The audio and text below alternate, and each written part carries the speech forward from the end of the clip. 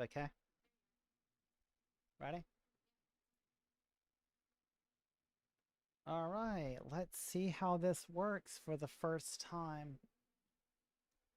I have never done any live streaming. So we'll see if this is ends up being something like a colossal failure. I don't know. We'll see.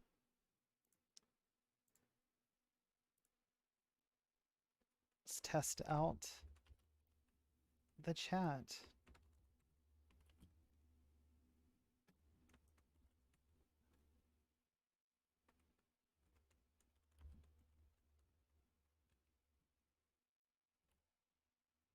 Does this work?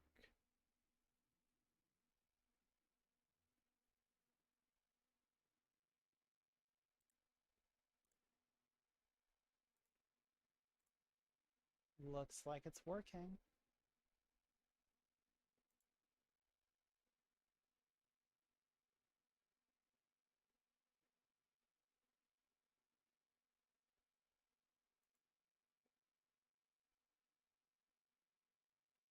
All right. So, see if I can get anyone else in this chat.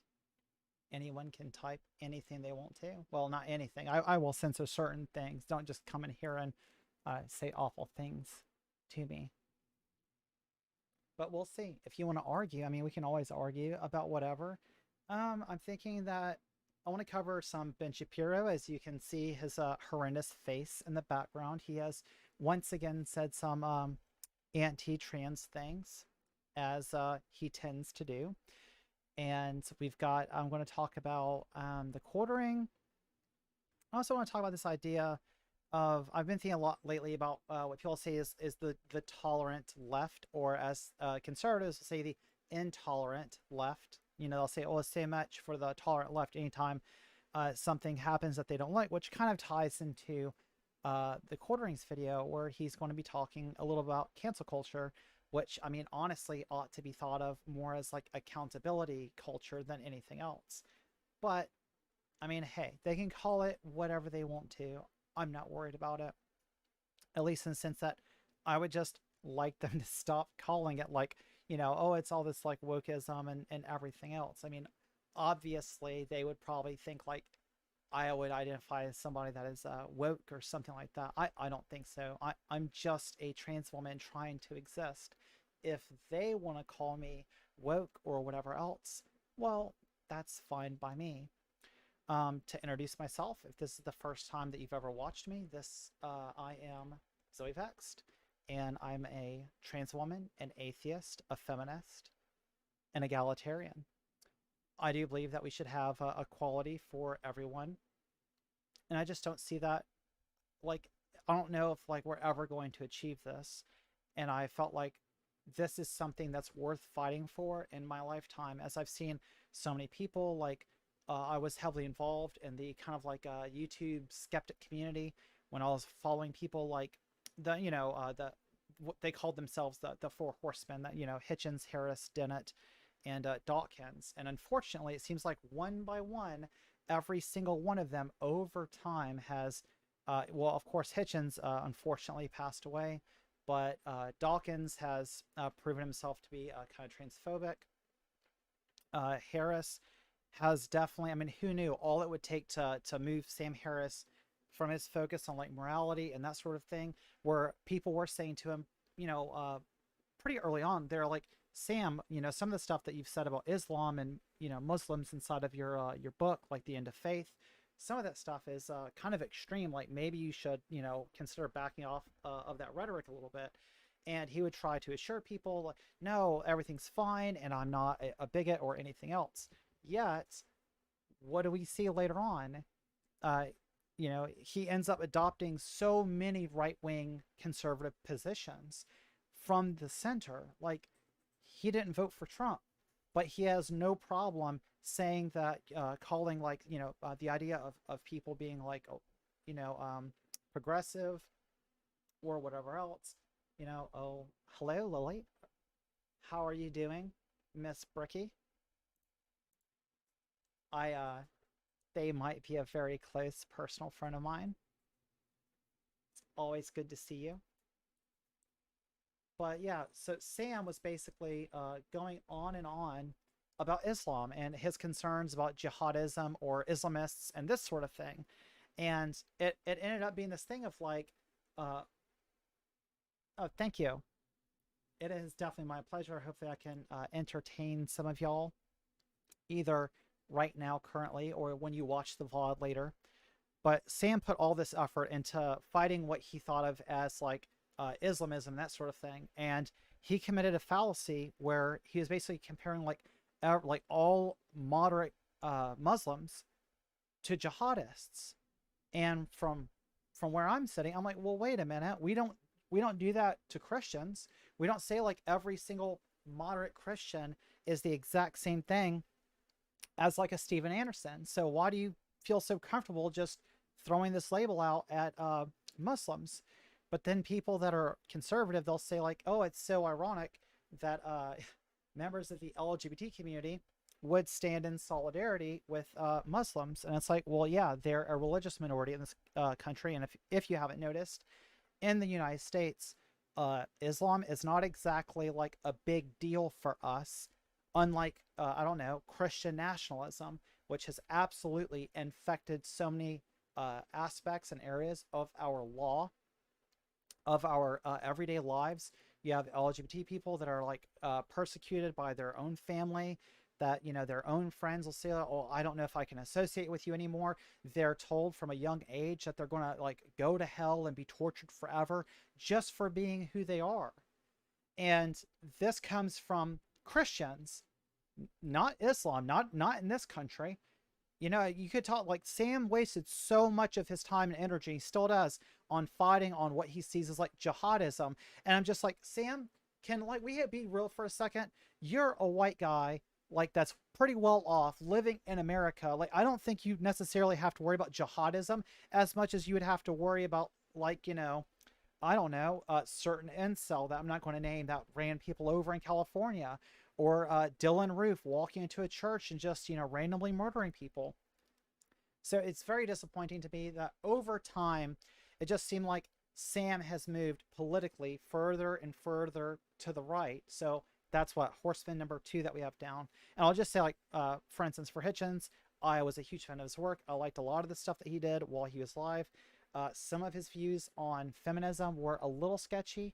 I wish that he had been more of a champion for civil rights, because unfortunately, seeing where the other horsemen went, I just am afraid that like they would have kind of like pressured him as being a member of this club to come to their side. And even though he was considered to have, like, I mean, definitely leftist views among the horsemen, I don't know if he would have maintained that area, because we saw like Hitchens' position change on the Iraq War. Stuff like that is concerning if you say like, well, he's a leftist, but then he turns around and ends up supporting some conservative position. So that's Hitchens, that's Harris. Now let's get to Dawkins. What can I say about Richard Dawkins?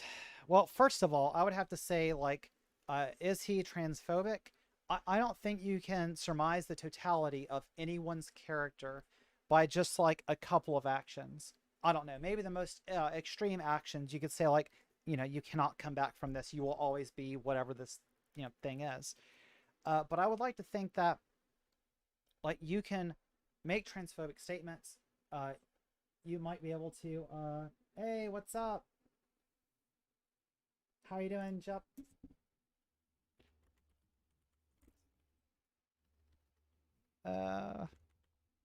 Yeah.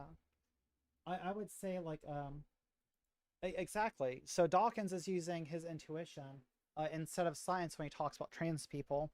And the problem with this comes down to the fact that, like, you could make like some transphobic statements, you could say or do some transphobic things and not necessarily recognize that they are transphobic. The problem comes in when you have members of that community approaching you in good faith and they say, hey, just so that you know, like, why did you say that? Or, hey, that's kind of a cringy take, or whatever else. You know, people have offered to have conversations with them. This guy he's way too well connected, way too wealthy. And, you know, he has access to some of the best educated people on the planet, that if Dawkins really cared, he could go and talk to them about trans issues and be educated on it. The problem that I have, and a lot of times the left has with people like Dawkins, it's not that what he said or did was ignorant or bigoted like by itself. It's his reaction to it and not being like willing to listen to anyone, because he's already intuitively made up his mind that trans people are icky and he doesn't like us.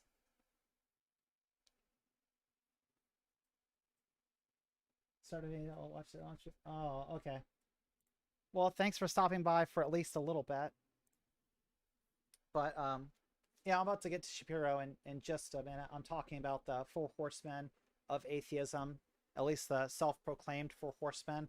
When we have Sam Harris, Christopher Hitchens, Richard Dawkins, and Dan Dennett.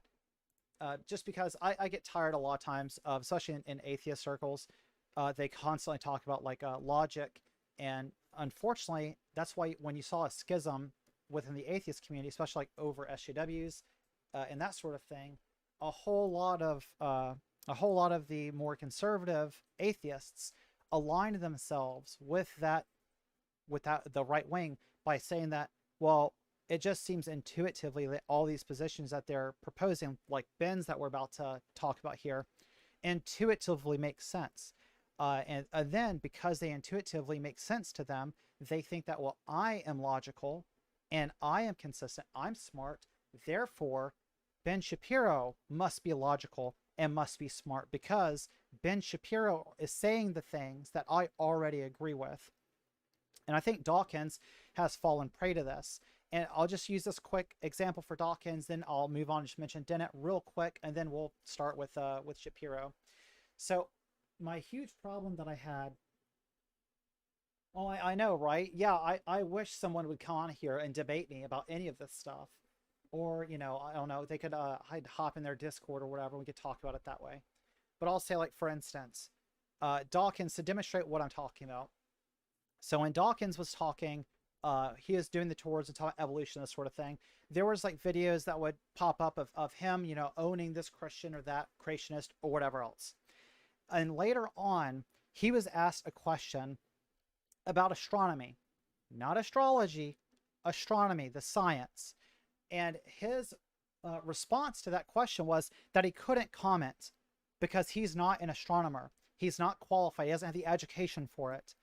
But when he was asked questions about trans people having no education in psychology or sexology, any relevant field, because Dawkins is a world famous biologist, he's an evolutionary biologist, he had no problem in saying, well, I'm not sure about, but this is what I think. And then he just gives his opinion about it, and he will say his opinions lockstep with the right. Okay, so how am I supposed to be convinced that you're not a right-winger when you're saying the exact same talking points? You're just parroting the same things they're talking about. And the Dawkins will say, well, he gets offended if you say, well, that sounds like you're a member of the Conservative Party within America, since Dawkins is from the UK. And then he's like, oh, I would hate that anybody could possibly take my arguments to mean that. And it's like, they don't have to take your arguments and make them mean that thing. That's the argument that you're using. And it's just frustrating. So he won't educate himself on it. Sure, yeah, Dawkins pulls stuff right out of his ass. That's exactly where it comes from.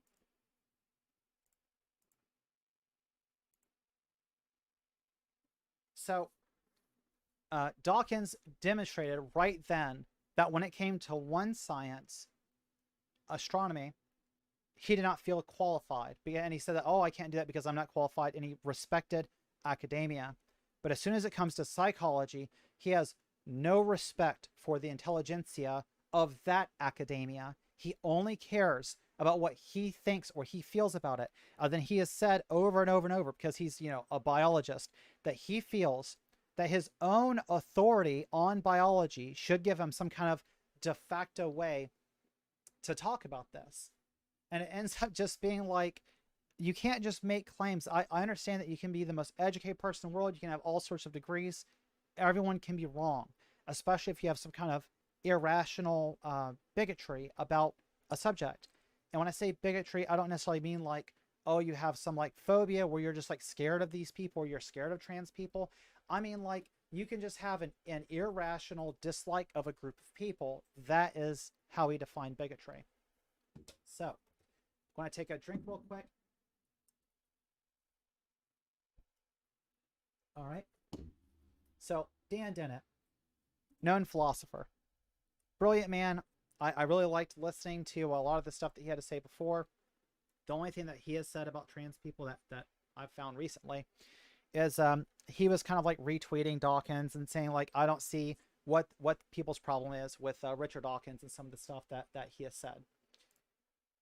I don't like, it's just so frustrating to me that somebody like you know, a philosopher or a student of philosophy could say such a thing. I mean, like, philosophers, a lot of people can't stand them because like right away they want to boil things down to like, you know, the ether and like, what does this really mean? No matter what the subject is, they'll say like, what's the true meaning behind whatever? Can we really know anything? Like, that's philosophy. Like, what can you really know? And then what it ends up being is Dan Dennett, a philosopher, says like, well, I don't know what, you know, the problem is with Dawkins' almost like biological essentialist claims. And I'm like, all right, Dennett, Dawkins, Dee, can we just agree that Dawkins is not educated enough to talk about this subject? Dennett damn sure doesn't have the credentials to tackle it. So like, they should just, when they say like stay in their lane and just be quiet about it, they could go and educate themselves. They could talk to other people about it. They don't have to be ignorant about it. And the fact that they choose to be ignorant about it but continue to speak about it right out their ass is problematic. That's what we get upset about. It's not the fact that they said something transphobic. It's not that they didn't know, like, that they were ignorant about it, because that could happen to anybody. It happened to me before I got into the trans community. Before I realized that I was trans, I thought some things that, you know, so you might even call like internalized transphobia. Oh yeah, oh my god, yeah. So Jordan Peterson, I'll have to talk later on about him and like his entire like realm of philosophy. But Peterson abuses the hell out of philosophy. He basically like word salads so many different things and gish gallops all these like various ideas, and then he'll just talk about, like, he'll just vaguely gesture at some archetypical like Christian value or whatever else. I'm going to say right now, I will not be surprised if later on Peterson turns around and ends up coming out as like a Christian, as if that would be so difficult, since he already basically like just pushes all that propaganda. So let's get into Ben Shapiro and see what he has to say. My awesome new series, Debunked, if I do say so myself. Hopefully y'all can hear this. Is this too loud? Seriously, we are very proud of this show. Every episode, I dismantle and debunk a common leftist myth in 15 minutes or less. If you like what you see, head on over to dailywire.com/subscribe. Use promo code DEBUNK for 20% off. Become a member today, because you can watch the entire first season this instant. That is correct. You can binge the entire first season right. Yeah, let's get this stuff. Right. Yeah. Lilith, could you hear Shapiro? Just type yes or no, it's fine. Do you believe that minors are capable? Okay, good. So use promo code DEBUNK. Now he's got, yeah, I'm going to be like a pause queen here, right? So he's got a show that he's doing called Debunked. Now, if one didn't know any better, you would think like somebody like Ben Shapiro could come up with like original ideas, and he's, you know, got all this time in the world to sit around and like, I don't know, masturbate himself to like how brilliant he is, a little smarmy bastard. But I would just say Rationality Rules, a you know, fairly well-known atheist YouTuber, had an entire series that he called Debunked. So I mean, take whether you go, I don't know, maybe I'm just poking a little bit here, but you know, where's the originality? For 20% off. Enjoy this sneak peek. And he didn't even give Rational Rules Today a on shout Debunked, out. We're going to discuss a very common question: can a man be a woman? I mean, at the same time, I don't know if you're gender fluid, maybe. Dr. Levine, do you believe that minors are capable of making such a life-changing decision as changing one's sex? Well, Senator, thank you for your interest in this question. Transgender medicine is a very complex and nuanced field. The specific question was about minors. Let's be a little more specific since you evaded the question. Do you support the government intervening to override the parent's consent to give a child puberty blockers, cross-sex hormones, and/or amputation surgery of breasts and genitalia? Well, that's a lot right there, wasn't it? So, first of all, I like that Shapiro is like, I'm going to go through this and I'm going to debunk transgender ideology in like a 15-minute video. And first of all, it's not even going to be 15 minutes. I can already see the timer down there. It's going to be like 10 minutes because he's already going like with Rand Paul and stuff like this. And it's very telling that Shapiro is setting this up because he's going to say like transgender ideology that he wants to debunk. And instead of going with science and instead of, oh my God, yeah, I know, Rand Paul. Instead of going with actual science and quoting like papers and Shapiro saying, you know, it's the consensus of modern medical doctors, and we can look at psychology and we can see like this is the recommendation for kids. That's not what Shapiro does. Instead, he goes, I'm going to debunk this ideology, but then immediately plays a short clip of a politician and a true like shitbag and Rand Paul, you know, talking to Dr. Levine real quick, asking her questions, and he's trying to format this. He's doing multiple things. He's trying to create a straw man where he says, do you agree with all this stuff that he rattles off? And he says like, you know, amputation, puberty blockers, giving minors hormone treatments and that kind of stuff.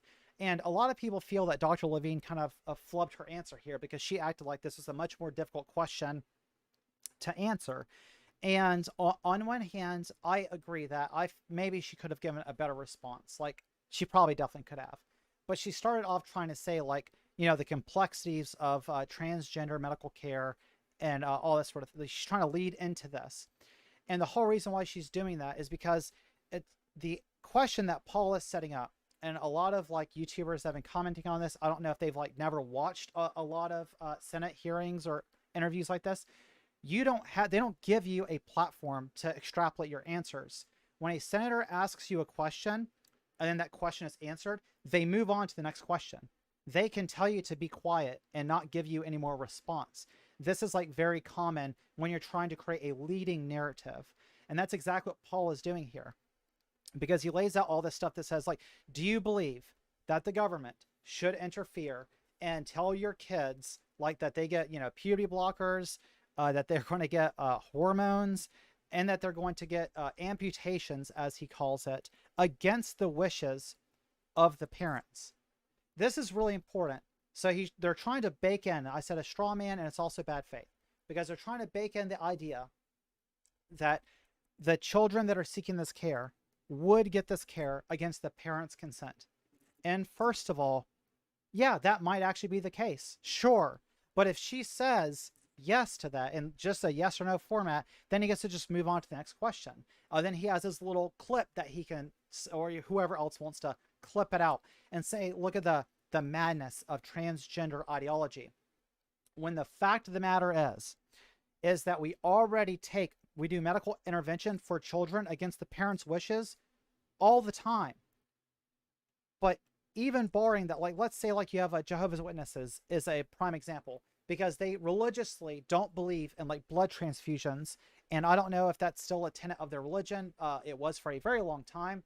And there were cases where like a child would have some common like illness and they just needed a minor transfusion. It was a simple process and they easily would have survived. And instead, the parents were like, no, I don't want to give my children this transfusion. I don't want to do anything about it. And they would just let the child die. And the state's hands were tied and they could not interfere because they claimed religious exemption on this. So already conservatives have set up a precedence where they want to say that if the parents decide to let their child die, that should be okay. Now, fighting conservatives, we've passed laws to stop stuff like that from happening since then. However, I would point out that it's not even enough for the child to seek the care, for the parents to say that they give their consent along with, you know, doctors, physicians, psychologists, whatever else. You could have all the people in the world lining up to affirm that this child needs this care for the best outcome for their life, to live a healthy, happy life. And instead, you will still have people like Shapiro and Rand Paul and other conservatives saying that that is not good enough, that it's just indoctrination, and that those kids, like in Texas, ought to be taken from their parents. So I don't want to hear shit from them when it comes to like, oh, what about these kids? And like, can you believe that they're allowing them to actually get access to medical care? As opposed to what y'all did traditionally, where you said like if you claimed a religious exemption, you could just let your kid die. Get out of here with that. That is like the most bullshit ever. So I think that pretty hopefully thoroughly I explained like why you see the hesitance and her giving a yes or no answer and what Paul is trying to set up. Senator, transgender medicine is a very complex... The answer, clearly, is yes, as Levine even told a former Trump administration official. Just pause on that for a moment and think about... As she told a former... I am going to pause on it for a minute, Shapiro, just for a second. It's very relevant that you said, and in fact, she told that to a former Trump administration official. Who gives a fuck what any Trump administrative official said, did, or thought? How crazy that is. Professor is an in-game desktop. Oh, God. Oh, yeah, ads. That's what you get with the live stream. There we go. Let's turn this back up. Now the past Ooh, I like the spooky music. It's like a video game. Like we're gonna go break into a vault or something. few years, you've heard a lot of statements that sound like we must not raise boys as boys and girls as girls, because we just can't be sure that kids actually have the sex assigned to them at birth. All right, when you say the sex assigned to them at birth, all you're talking about is what was correlated to them at birth. When you say assigned, that's what you're saying. It's our best guess that based on the presentation of whatever, sex organs and stuff that's present at the time, you're saying like we guess that this child's gender will correlate with this. It's not a guarantee at all. But you're trying to set this up because you are a biological essentialist. And when you also say like, we've been told for decades that we cannot teach boys to be boys and girls to be girls. You're talking about feminist theory, I'm sure, is what you're kind of gesturing at. And I'm also a feminist, so I'll take that one too. Do you believe in freedom, Ben? Do you think that we should have the freedom to do do you think like if you're a boy, that you should only have the one life path of like, this is how your parents and conservative media has interpreted what a boy is, or things that boys are into? I know. They're like, oh, it's so creepy and scary, you'll really like this. And it's like, then on the other side, you're like, oh, well, of course, they're conservatives. So they're going to say like, and the girls, they don't even get a choice. Like the girls have this one life path, and that's like to be like barefoot and pregnant, and that's it. You've heard that some people are men in women's bodies or women in men's bodies. All right, no, I'm sorry. I know I'm pause championing this, but there's just so much. He gish galloped so much all at once. So when he's talking about this, all right, this is an argument that used to be said that people would use to try to get the idea across to conservatives of what it's like to be trans. That's why people would say, oh, I feel like I'm I was a man born in a woman's body, or I was a woman born in a man's body. They were referring to like souls and that concept, because that was like kind of like help them understand us. You may even have heard that if you're a straight dude and you don't want to have sex with a trans woman, meaning a biological male, this makes you gay. Biological essentialism, like, just cringe. And who is saying that? Like you could have a preference for anything. If you're not attracted to like penises, and a trans woman is like, I hate using this language, but it's what we got. You have somebody like me who's like pre-op, then you probably would not enjoy having sex with me because I've got something that you're just not interested in. However, I think what he's trying to get at is, if you were a straight man and you said that you did not like neo-vaginas, I mean, like, I think you should take a step back and kind of do some self-reflection, just because it's like there's probably something more there. And I've used this example before, but it'd be like, imagine if you had a friend of yours and they said, I really like women, but I just really cannot stand, like, I just could never see myself hooking up with or being with, like, I don't know, like an Asian woman, especially because there's a lot of, you know, Asian hate on the rise right now. Wouldn't you look at your friend kind of sideways for a second, like, that's kind of weird? And if they were like, what? You're like, don't you think, like, you should explore that a little bit? Like, you're just gonna let that hang there like a disgusting fart? Like, yeah, see, exactly. Y'all get me. You understand where I'm coming from. The two sexes. There's only two? Are you sure? Are they going to pretend like intersex people don't exist? Males and females reproduce with one another in the human species. We've known that they can, but biological essentialists will often try to, like, say, like, you know how, like, hammers have, like, are used to, like, you know, put down nails, or you have an axe for, like, cutting trees.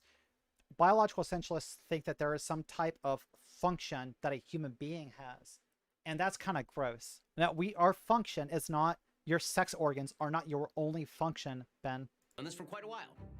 The simple reality is that the human species is sexually dimorphic.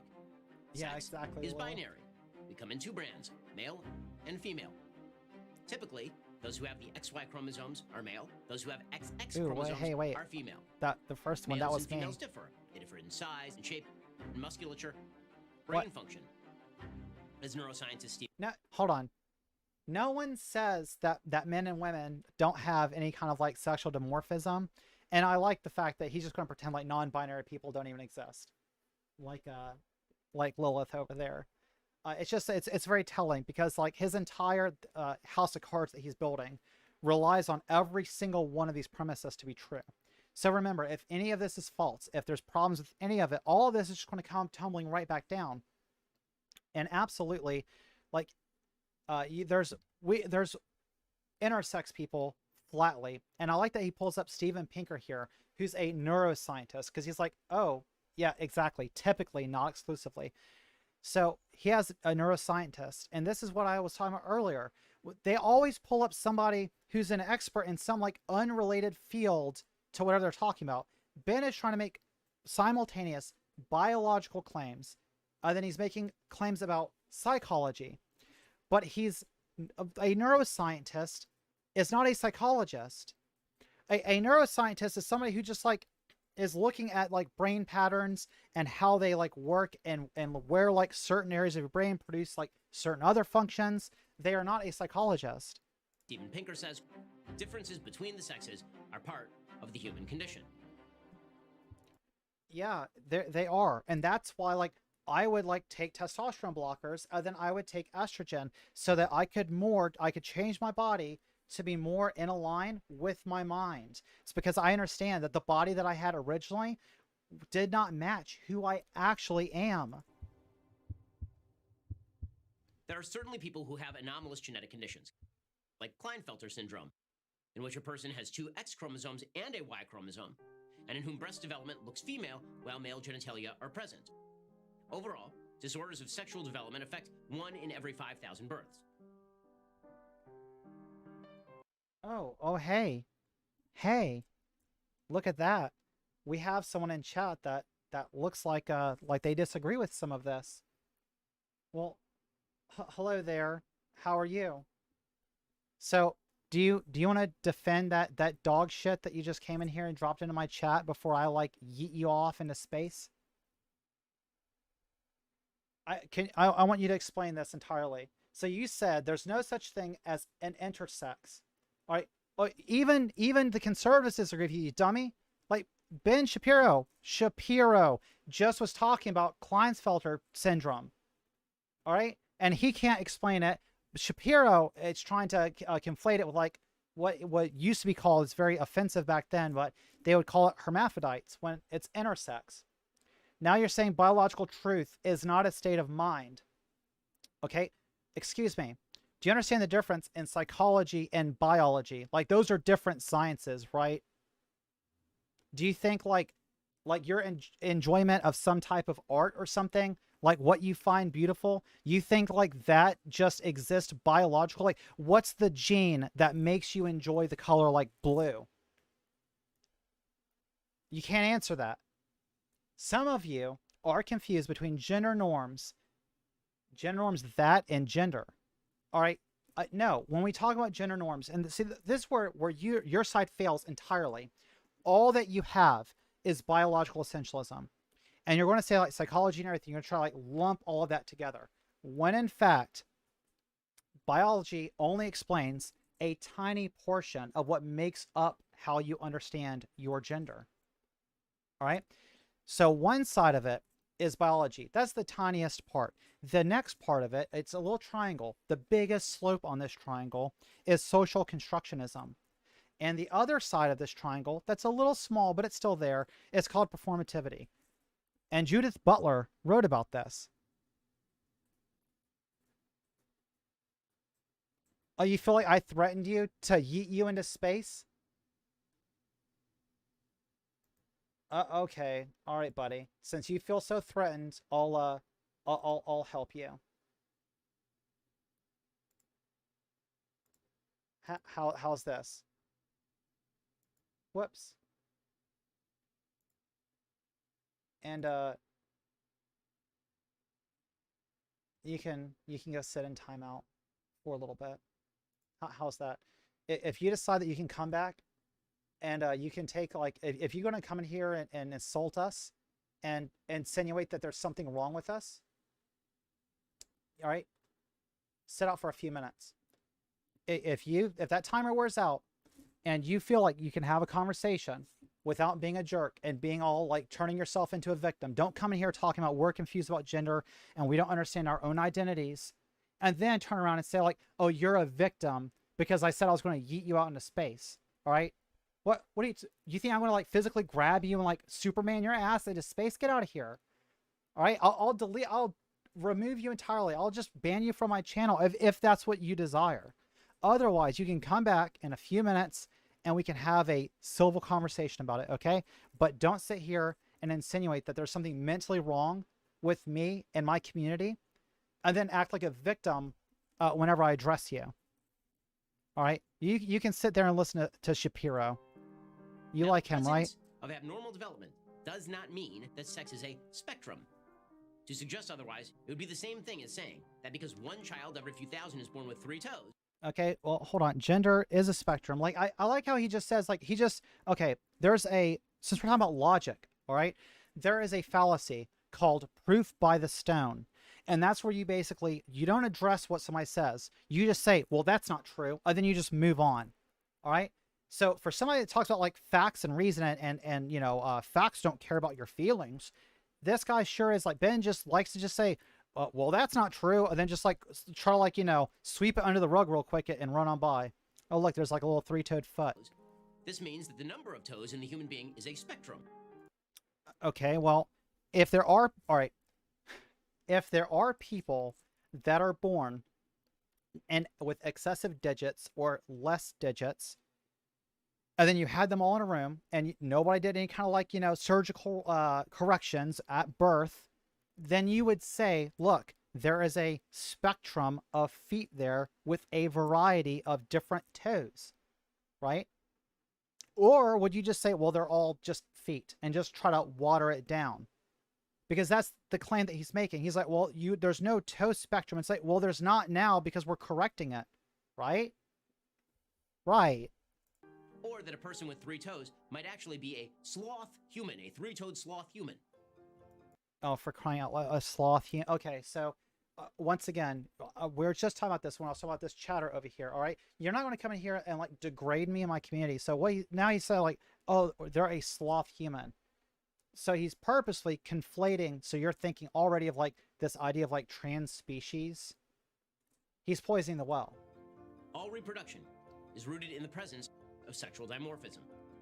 We're not talking about, all right, we weren't talking about reproduction, Ben, and you're not a biologist. So once again, are you just going to say people and animals are capable of procreating? Sure, we know this. But are you saying that that's the only function that somebody has? That's what you're saying. Like, your entire personhood boils down to what person you can reproduce with? Like, that tells you nothing about your identity. There are asexual people that don't want to reproduce. There are plenty of people that were born without the ability to reproduce.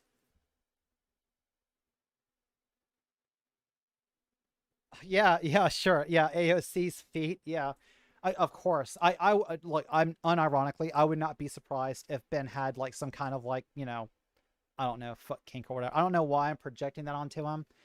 You know, I'm definitely not into it, but it would not surprise me at all. To pretend otherwise is biologically nonsensical. That's why, to end a conversation on transgenderism, just ask for a simple, non-self-referential definition of the terms man and woman. When I say non-self-referential, I mean, you can't say, I feel like a woman, therefore I am a woman. Okay, sure. So remember what I was talking about before when I talked about the little like triangle of identity?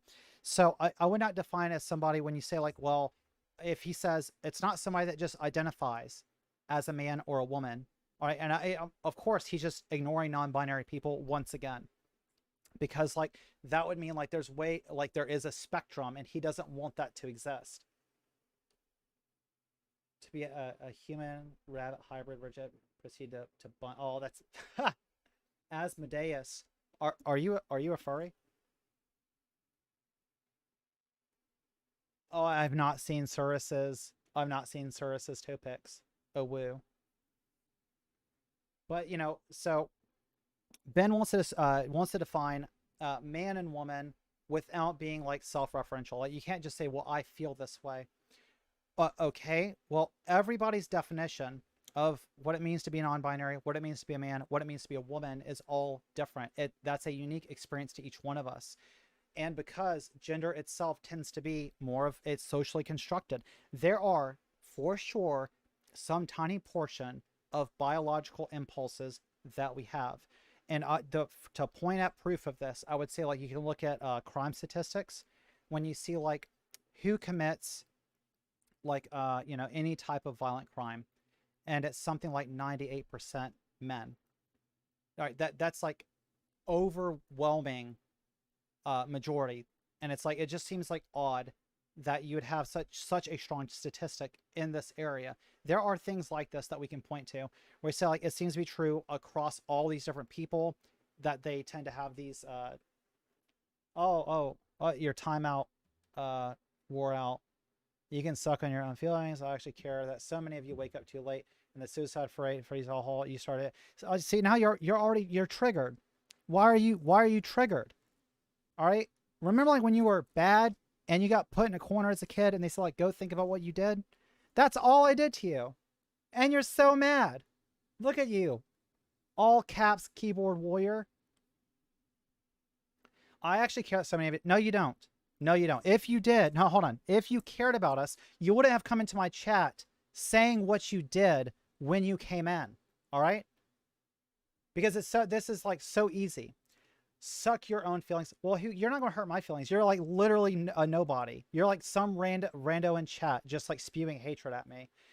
And the suicide rate, all right? So you're going to talk about, oh, well, trans people have a suicide rate of like 41% or whatever else. But that's because of people like you. All right? If you have your parents and you have your friends and your community accept you, even just your parents or friends, guess what?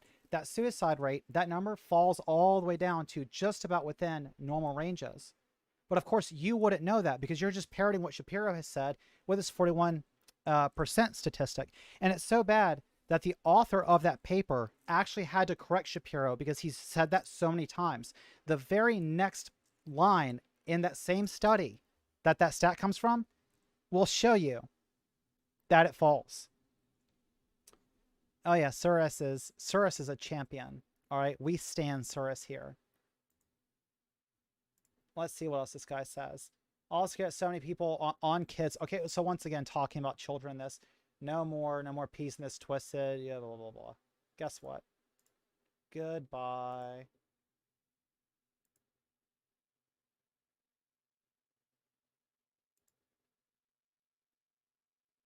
There we go. Ah, sorry about that. It's like he just like, yeah, it's so bad. I'm so tempted to say he. Yeah, sure, exactly, right? Like, there, a lot of people are so ultra conservative, and they always want to hide behind like kids in this argument. And it's like, listen, if you care about children, and you want to like lower the suicide rate of these trans kids, you should give them the best medical care that you can. That would be giving them puberty blockers up until they are old enough to go on HRT. We are not giving like what you're. How did I run away from you? Like, I literally just don't want your, like, odious messages sitting here.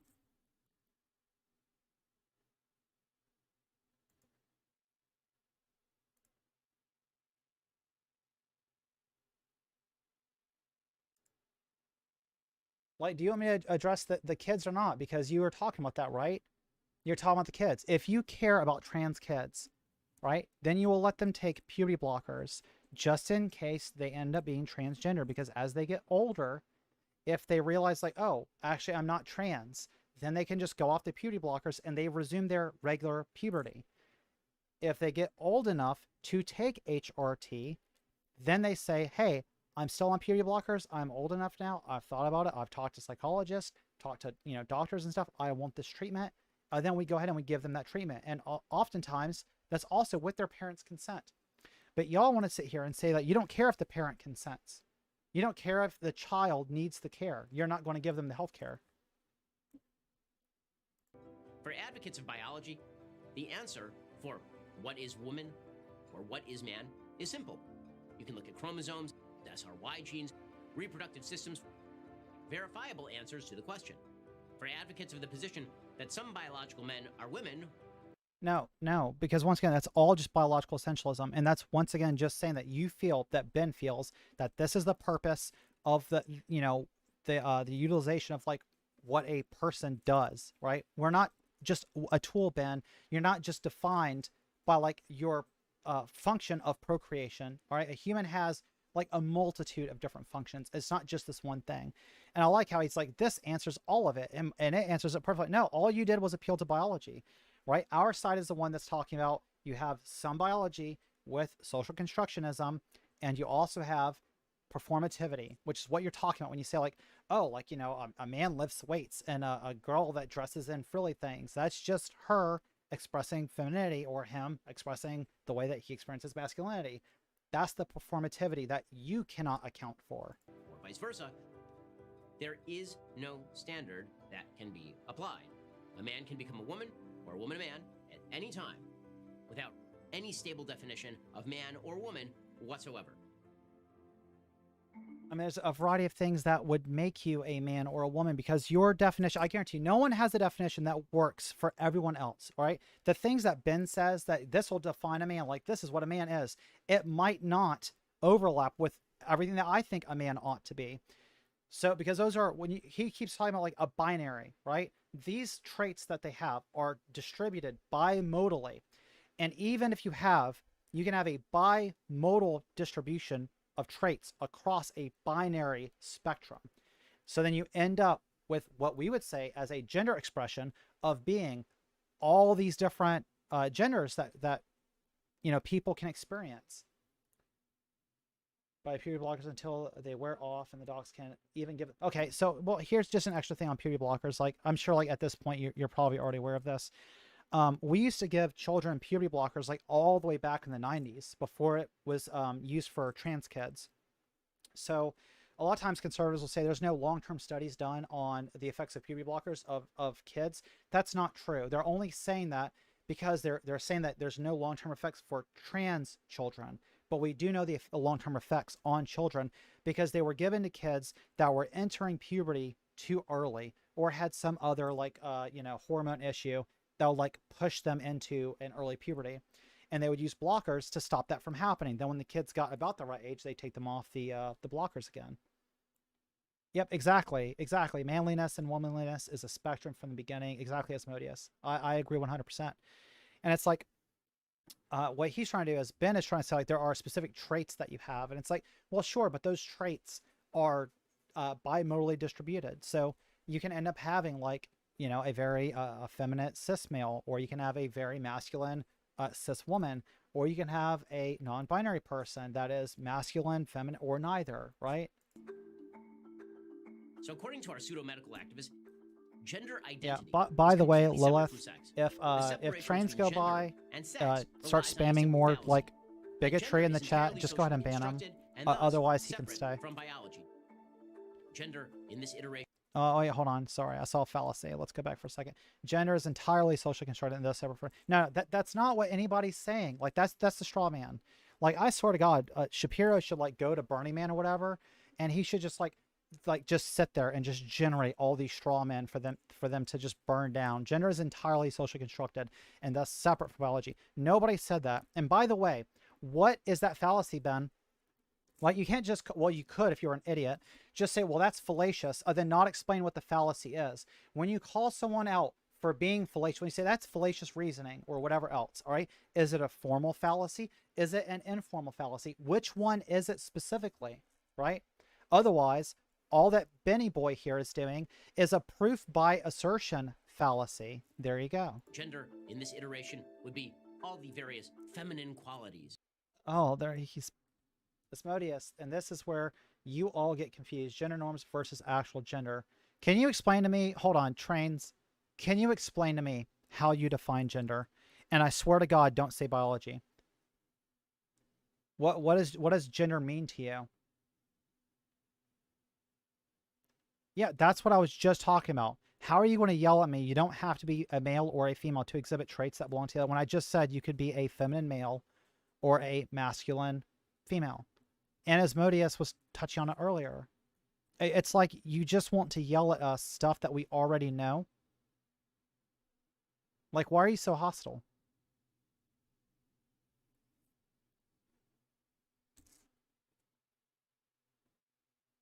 Yeah. Just think about that for a second. If you need to type up something, like, just think back. You don't have to, it doesn't have to be, like, so contentious. That adhere to womanhood, or the masculine qualities that adhere to being a male. According to these folks, gender and sex are completely different. Right? All of those gendered notions of femininity, they're completely separate from being a biological female. This Cartesian notion that you can be a woman in a man's body, a soul in the machine, because you're gender. No. So he said, all right, right here, a soul in the machine. Ben, let's get this straight. Only one of us believes in souls, and it's not me. I said earlier, the reason why they used to say stuff like you could have a female soul born in a male body or a male soul born in a female body is because people that think so archaically like you do would end up making that claim. Like you say, oh, that's the only way that you can understand it. Otherwise, you just feel like this is all based on your feelings. And when you sit here and you talk about like, this is what a man looks like, this is what a woman looks like. Well, you sure don't look like that, dude. Right? Am I wrong here? Am I going crazy? Ben does not look like that ripped bodybuilder. Ben does not have any facial hair. Ben looks like his hands are pretty soft and supple. I mean, I'm not one to question the gender of others. You know, if Ben says that he identifies as a male, as a man, then I'll just accept it. Sure, he's a cis male. I just find it ironic that somebody that lacks so many of the traits that like other people would probably associate with masculinity, like, you know, height, wide shoulders, strength. He doesn't have any of that, but he wants to sit here and lecture everyone else on what a biological male ought to be. Gender is separate from your sex is utterly unsupportable at any level. Everyone understands there are some attributes that are generally considered more masculine. Chopping wood. Yeah, they might be a Poe. Being dumb. I hope they're not. I do like to talk to conservatives. And I love it. And some that are considered. Yeah, men are not just dumb, Ben. Like forever and a day, like women were thought of as the dumb ones, right? We weren't allowed to teach anything. We weren't allowed to be chefs. We weren't allowed to have a job. More feminine. Being caring. Being nice. Right? These are distinctions that do appear in virtually all cultures. Some of that is undoubtedly biologically oriented, and some is undoubtedly social construction. But we are machines made of chemicals, and the soul is too nebulous to be anything more than the contentious spark, like the spark plug of an engine. Asmodeus, like, here's the thing. I'm an atheist. I don't believe in souls, but I'm agnostic about it. When I say I don't believe, I just mean like I'm not convinced because I haven't seen any evidence. I'm not sure like how it could be possible. Like when you say a spark plug of an engine, and I'm not trying to pick on you here, we can open an engine and see a spark plug. We can see the electricity like, you know, that it generates. Like, we can measure every aspect of this with something. Like, it interacts in reality in some way. It just seems like the soul is just a question. Like, maybe there is some kind of like metaphysics, and there's some, I don't know, some like ephemeral string interacting with us. Ant-Man, well, for a second there, I saw him. Yeah, he's like playing like, what was it, the Captain America? See, I was like, wait a minute. I was like, you don't get to do that, Ben. You said that Marvel is woke garbage and that, you know, we shouldn't be watching it, so don't put it in your videos. But I want to just point out, especially right here, right? You're going to hear him say social construction. Some of that is undoubtedly biologically oriented, and some is undoubtedly social construction. All right, right there. So if he says, how can he say some is undoubtedly biological construction or social construction, if he's like, his entire argument has been built that everything is biological and that none of this is like socially constructed, and that he's even arguing that biologically, like, the being masculine or being feminine ends up like manifesting in these ways for everyone because it's biological. Now he just gave in to my argument. Let's see here. Asmodeus says, so does the spark. It's the chemical reaction to turn matter into energy.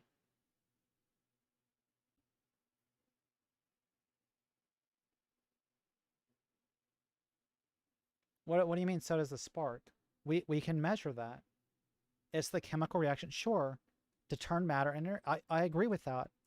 But can you explain to me how the soul... All right. Instead of... I'm not going to ascribe a position to you. Can you just explain to me, like, what you think the soul is? Like, or is it just a nebulous concept? Like, you just think that there's something there? Because I can't, like, definitively say that it doesn't exist. I'm definitely not convinced. If you had to put me on the spot, I would say, like, I don't accept it. But in reality, I'm just not convinced. But it is simply ridiculous to suggest that if a boy is effeminate, he's actually a girl. Or that if a girl is masculine, she might actually be a boy. No, nobody said that. Nobody has said that, Ben. No one has said that. Once again, straw man over here. But this is what gender theorists are. Straw man Shapiro. Is an in-game... Oh, not another ad. Every time I see these things, that makes me like play World of Warcraft. The origins of the gender identity movement lie with a professor of medical... Yeah. So many... How come it's the consensus of, like, medicine, of psychologists around the world that the best healthcare for trans people is transitioning? They validate us. They like, in order to disagree with trans people, or what he's calling trans ideology, he'd have to disagree with all the intelligentsia of this and side with a cluster of, like, a few, like, hand-picked, like, cherry-picked cases of people that don't agree with it. Wait, it's the confusion between the measurable with metaphysical. People thought what made us run was eternal. Well, sure. But where's the soul in that? So you said measurable with metaphysics. All right, so as far as I understand, like, when we talk about metaphysics, we're talking about things like ethics and stuff, right? Not like another plane of existence. At least not usually. People thought what made us run was eternal. Sure, well, yeah. Where do we disagree? Zoe, you're saying you aren't convinced by what is religiously ascribed as a soul. Exactly, yeah. Medical psychology at Johns Hopkins in the 1960s. His name was John Money. After twin boys were born... Hey, every single conservative talking point that's ever existed has come from this guy named Atwater back in the 60s, and he has created the Southern Strategy, and that's where all of this conservative thought has come from.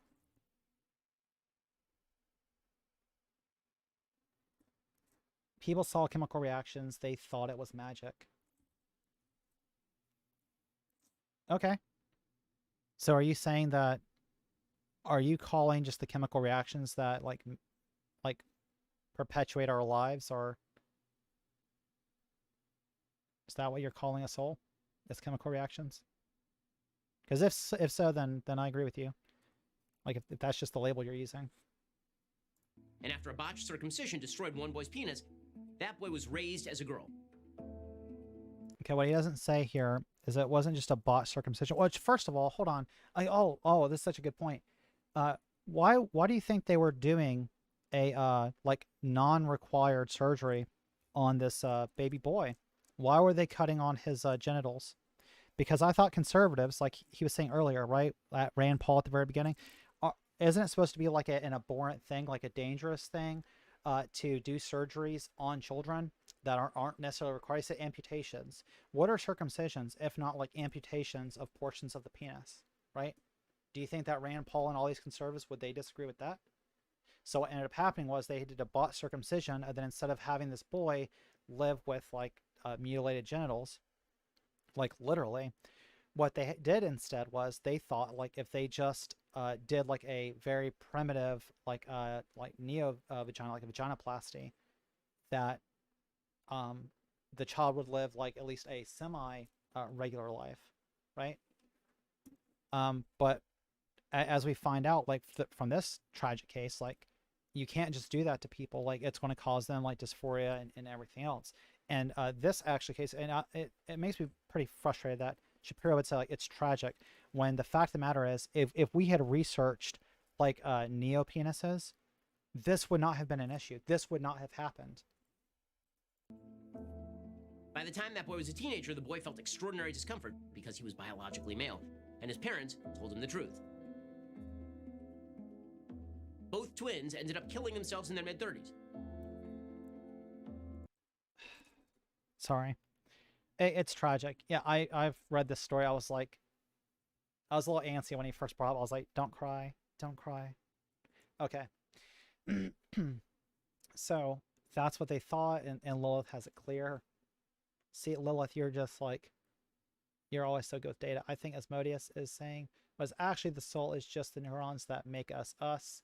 And when the electricity goes, we are gone. Well, okay. All right. I agree. If that's, hey, if that's what you're calling a soul, then I agree with your definition of a soul. That didn't stop John Money from founding the Johns Hopkins Gender Identity Clinic in Ben 1965. No, he's like, all right, no, I'll let you go. Was children could identify as members of the opposite sex, and that radical surgery was the proper solution. Okay, how do you think this relates to what you just said, Ben? When you just gave us the story that one child was basically like they altered his body so that he did not have the correct genitals to match his body. All right? And then you're like, well, he didn't stop here. Well, at the time, we didn't have like neo-vaginas and stuff like that, or neo-penises, because y'all oppose research into like transgender medicine. Right? And it's very telling that like if a child gets injured and their genitals are like, need reconstructive surgery, conservatives have absolutely no problem with doing all these operations and everything they can, giving hormones and all that stuff to a cis child to make sure that they continue having a happy, healthy life.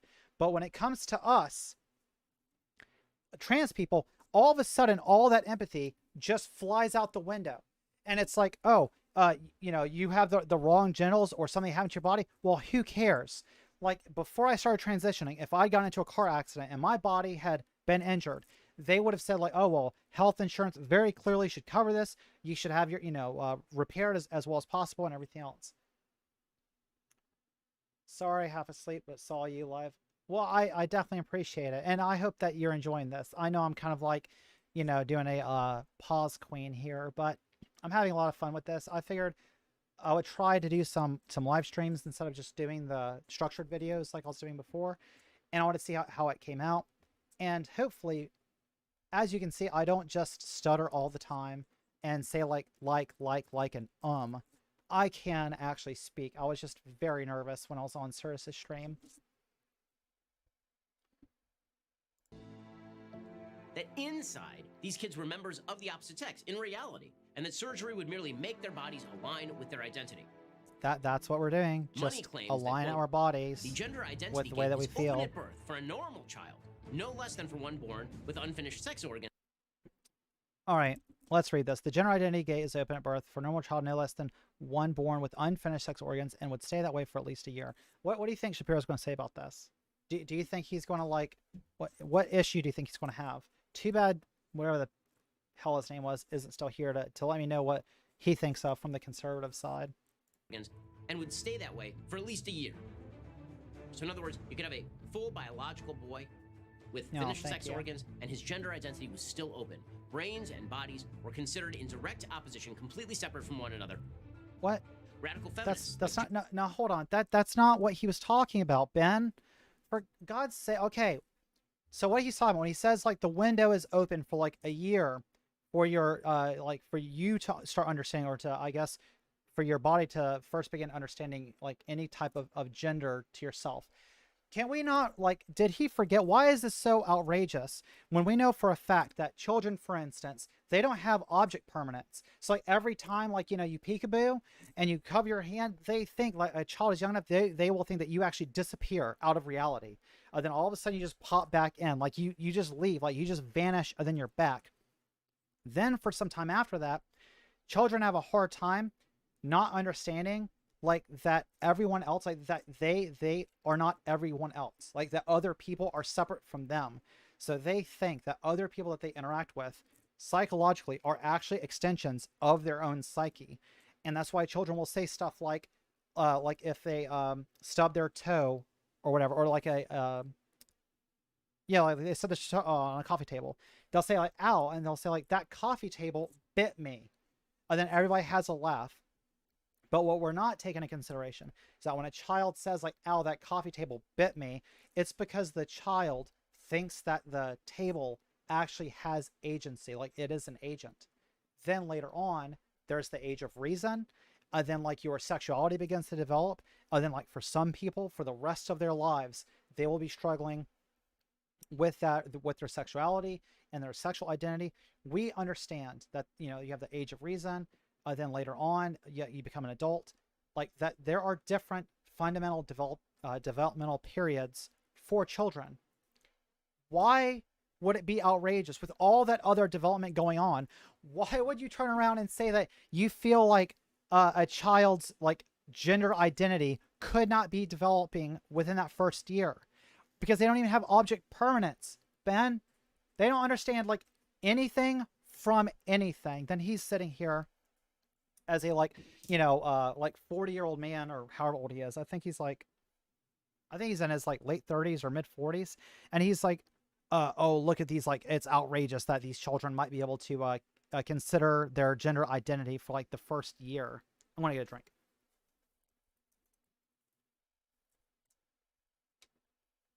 All right. Judith Butler. I like how he says gender theorist. It's like, why not feminist? Judith Butler began arguing that all gender was socially I'm constructed. spicy. Have I been that spicy? All inequalities and outcome between men and women could be laid at the feet of an evil, sexist society. If gender is a meaningless social construct created by society, why does it matter more than sex? I still use the biting just for. Hey, do you notice right here what he said? If gender is a social construct, then why, like, it's rendered meaningless? Like it makes sex meaningless? No, it doesn't. All right. We've already said, and Judith, especially because I like that he has Judith on here, but she's the one that came up with the idea of gender performativity, and he doesn't even mention that because she wrote about gender performativity to explain what wasn't explained necessarily in constructionism or by biology, but he doesn't want to address that because that just, you know, continuously will knock down his straw man. Which is actual real biology. And why is gender more real than biology itself? Why would anyone need to change his or her body? Okay, it's not that it's more real, Ben. It's that is a part of who you are. I don't know why he keeps. Well, I know why he keeps doing it, but that's because he wants to seem smart to people that already agree with him. In order to align with gender, a social construction. It is a social. And that's sex right. Are completely separate in the first place. Yeah, they are. They correlate, right? Gender is often correlated with sex, but it's not a cause. It's not caused by it, right? It's this whole, like, you know, correlation is not causation that YouTube skeptics have been going on about like forever, right? At least they got that part right. Gender dysphoria, which is what we're talking about here, is a serious and tragic disorder. It is also extremely rare. I know. It sucks. I experience it, but I have a feeling you're going to like, hand wave it away or According something. to the Diagnostic and Statistical Manual 5th edition, those who had received a diagnosis of gender identity disorder or transsexualism and were seeking hormone treatment and or surgery represented just 0.005 to 0.014% for males. And do you think he's going to multiply this? 0.003% for females. Yeah, all right, so let's look at these numbers. They're so tiny, right? Look at that, 0.005. And by the way, that's total bullshit. The actual numbers are somewhere like, I think, like 1.5% for men and like a little bit less than women. And then if you look at their like the age that they like are reporting that they're trans, currently it's almost like a 1-for-1 in a lot of different countries. Do you think he's going to take this number right here and multiply it by like 8 billion, since we have 8 billion people? Do you think that number would end up being like several hundred million, which is a lot bigger than what he's trying to like? He's basically trying to trick you right here and say, look how tiny percentage this is, because a lot of people are bad with math, right? Including myself. I'm not that good at math, but I can tell you right now, even if I said like, let's say like, it's roughly 1%. But even if I said like, oh, it's 0.005 or 05, you would still end up with several hundred million if you multiplied it by 8 billion. We have that big announcement from an Oscar-nominated actor. It is rising. Why do you think it is? Do you think it's because like more people are just suddenly like spontaneously becoming trans? Or do you think it's like coronavirus, Ben, where like the more you test for something, the more you find it? And the thing is, like, a lot of trans people did not understand what being trans was as they're growing up. And now they can identify it and they can say, hey, that's me, or I understand it, or I feel this way. Just like your sexuality, like you didn't have to be told necessarily that you were straight. However, if you had a different sexuality that you were never raised with, you're never told about or anything else, I don't know how you would just spontaneously come up and say, oh yeah, this is my sexuality for sure. You would have to explore it. And most people right now are exploring their gender. He is transgender. Elliot Page came out publicly with a post about his identity. And in that post, now liked nearly 2.5 million times. The more I hold myself close and fully embrace who I am, the more I dream, the more my heart grows, and the more I thrive. And guys, that's what good we love guy, to see. Elliot. Yes, good guy, Elliot. So many, Janae. Thank you so much. People suffering from gender dysphoria, which, in its non-politicized definition, means the persistent belief that you are a member of the opposite sex. Wait. So he says like the non-politicized. Let's see here. Oh, probably because people just unveil it themselves because they didn't have a clue that they were. Exactly. Yeah, because they don't realize it. They're like, there's a lot of other symptoms that kind of go along with this, where you say like, oh, well, I might have like, I don't know, depression. I might like feel bad constantly. You might feel anxiety, stressed out a lot. And all those things are like a byproduct of gender dysphoria. Like when I was experiencing dysphoria for a long time, and I did not understand why, I was like, I had a lot of like self-loathing issues. I couldn't stand to like see myself in a mirror.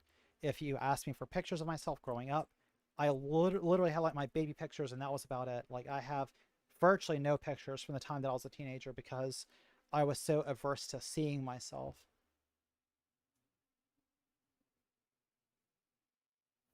Okay, so yeah, so let's take the smallest number. Thank you, Asmodeus.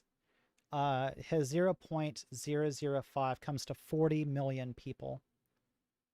Yeah, there's only 300 million people roughly in the United States. Now we're multiplying this and getting the billion, by 8 billion is roughly the population of the world. Yeah, only 40 million people. Holy shit. And that's people like that are reported, that we're able to track. That's not all the people that we don't know about. Just like, when they had the stats for gay people, remember that? When conservatives used to say that gay people only make up like 5% of the population. And now we know like the current stat is something like 20%, and it's rising as more and more people like come out of the closet or realize they're bisexual or whatever else. But what he's doing right here is he said the politicized definition, the persistent belief that you're a member of the opposite sex, that is, it's the dysphoria is the discomfort that you feel when your body exterior does not match who you are on the inside. That's what dysphoria is. It's almost like, when you have cognitive dissonance, when you recognize that you're holding like two different positions at the same time and they both can't be true at the same time. That kind of like discomfort, but to the extreme, is how dysphoria ends up feeling. You just feel very uncomfortable with yourself. But he's going to say politicized because he wants to pretend that his opinions are not political, that he is basing it on fact. Have a tragically high suicidal ideation and we already talked about the suicide is bullshit. That suicidal ideation rate it is high. Remains tragically high it does after drop surgical and hormonal treatment. Yeah, he just says remains high. He doesn't say how high, because it goes from something like 41% all the way down to like, I want to say like almost 5%, and which the normal rate being like 1 or 2. Longitudinal studies that are good just do not exist on the efficacy of these measures, and the mental health problems associated with gender dysphoria remain extremely damaging, even in particularly accepting societies. Okay, so if you want to say like there's no long-term studies done on this, that's because people like you have denied us medical care for a very long time. So if you're talking about like long-term, like have there been studies that have been going on for like 20 or 30 years? Well, no. But you just have to also remember that even in like the 2000s, like the year 2000, it was not acceptable to be trans. Look at how like much vitriol we still have to fight against today. The idea like, oh, that we have pride or whatever else, like the fact that we're still having to fight for our rights, that, you know, all these states like Texas and Tennessee are passing all these crazy anti-trans legislation, and then you want to turn around and say like, oh, well, I'm surprised there's no long-term studies. Why are you surprised that, you know, it's difficult to find people to study for that long when you've made it so difficult for them to get any kind of health care at all? Let's see here. If I looked correctly, that means there are more trans people than there are Jewish people. Oof. That's a rough one. I don't know. I'd have to check on that number. That'd be an interesting stat, though. But I like how he was saying earlier, like, you know, they do this all the time. They try to pretend like everything on our side is like irrelevantly like small numbers. They'll say like intersex people occur at such a low rate that they cannot be a like third, you know, expression of sex. And it's like, well, wait a minute. If you run the numbers on that one, you'll find that intersex people occur as often as people do with red hair. So it's not that rare. But suffering from... Oh yeah, and then he's like all the suffering that they have with dysphoria and blah, blah, blah, blah, blah. But he doesn't want to take the measures to help us. He's like, oh, it's tragic, it's sad that they have all this dysphoria, but, you know, we don't have enough data to say like it 100% works every single time, so fuck them. From a mental disorder does not change your underlying sex, any more than believing that you are Napoleon Bonaparte makes you Napoleon Bonaparte. All right, Napoleon, Ben, I don't know if you're aware of this or not. Napoleon was a person that existed discreetly. No one is running around, at least, like no one on the left is saying that you can be someone else just by claiming that you identify as that person, all right? These are individual entities, just like you cannot identify as like a fucking attack helicopter or something else, right? Human beings, we know, like exist in one body. There's no occurrences of somebody simultaneously existing in other bodies. You're like so far, this is such a hard stretch. It's absolutely ridiculous. And it's sad that you would put this in your precious like little 11-minute video. And what a bad start for your first Debunked. Transgender activists make an objective claim about reality based on subjective internal feelings. That's unsustainable. What's more... No, everything that you understand is subjective. Everything. Because it's processed through the lens of your mind. That automatically makes it subjective. Now, if we agree on like goals, or we agree on like what we are searching for, or what we're looking for, then we can make a like objective evaluation about whether that thing did in fact happen or not.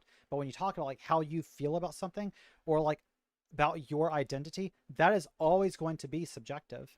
Just about. Transgender activists demand that you abandon reason, biology, privacy, even the ability to raise your kids. No, you can have all that stuff. We want you to keep it. Just stop taking your conservatism and telling us how we have to live our lives.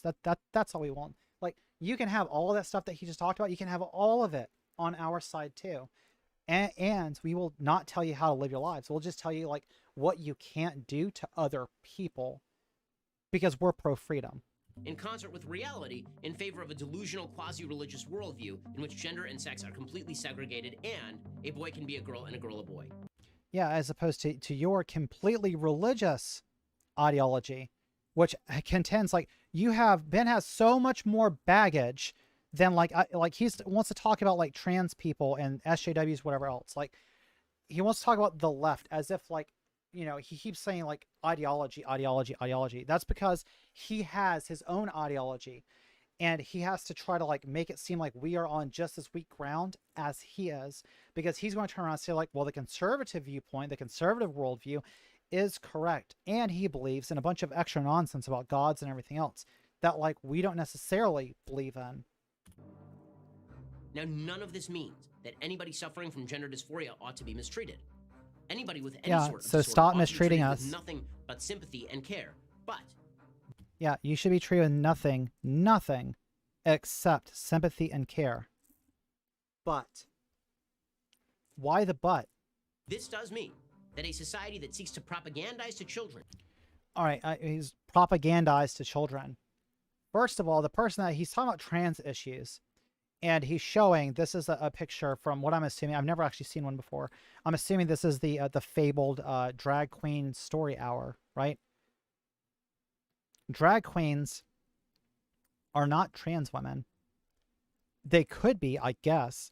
I've just never like known a trans woman that like forms in drag. Like a trans woman just is a woman. A drag character is supposed to be something that's over the top and just, you know, really like out there. Like that's the, you know, overexpressed like eyeliner, the ridiculous like costumes, like all that stuff. And all they're doing is reading children books. Why do you oppose children learning, Ben? Why are you opposed to books? I thought you guys were like all 1984 and stuff, right? That they can switch their gender is both lying to kids and doing them psychological harm in the process. Yeah, exactly. He's trying to like, he's building so many straw men. He's like clustering them up in a field. Like it's no longer a straw man. It's like a little straw army. Unfortunately, that's exactly what our society is now teaching kids in public schools. Anti-biological nonsense, including the lie that you might just be a different gender with different pronouns. Wait, what? Why is it? You said anti-biological. It's not anti-biological. It's pure. It's there's plenty of biology in it, right? I'm just like, I want my body to match how I feel. So I don't know, biologically, I'm taking the corrective hormones, and I'm also blocking hormones that I don't necessarily need that's harming my body. So yeah, that's biological. Sure, Ben. And all these pronouns right here, why do they always do this? They want to talk about like neopronouns, and he's just doing this like in a flash. So he's like, look, it seems so outrageous. It's like, well, let's look right here. So Lilith is non-binary, and they are very close to me. They are my favorite person.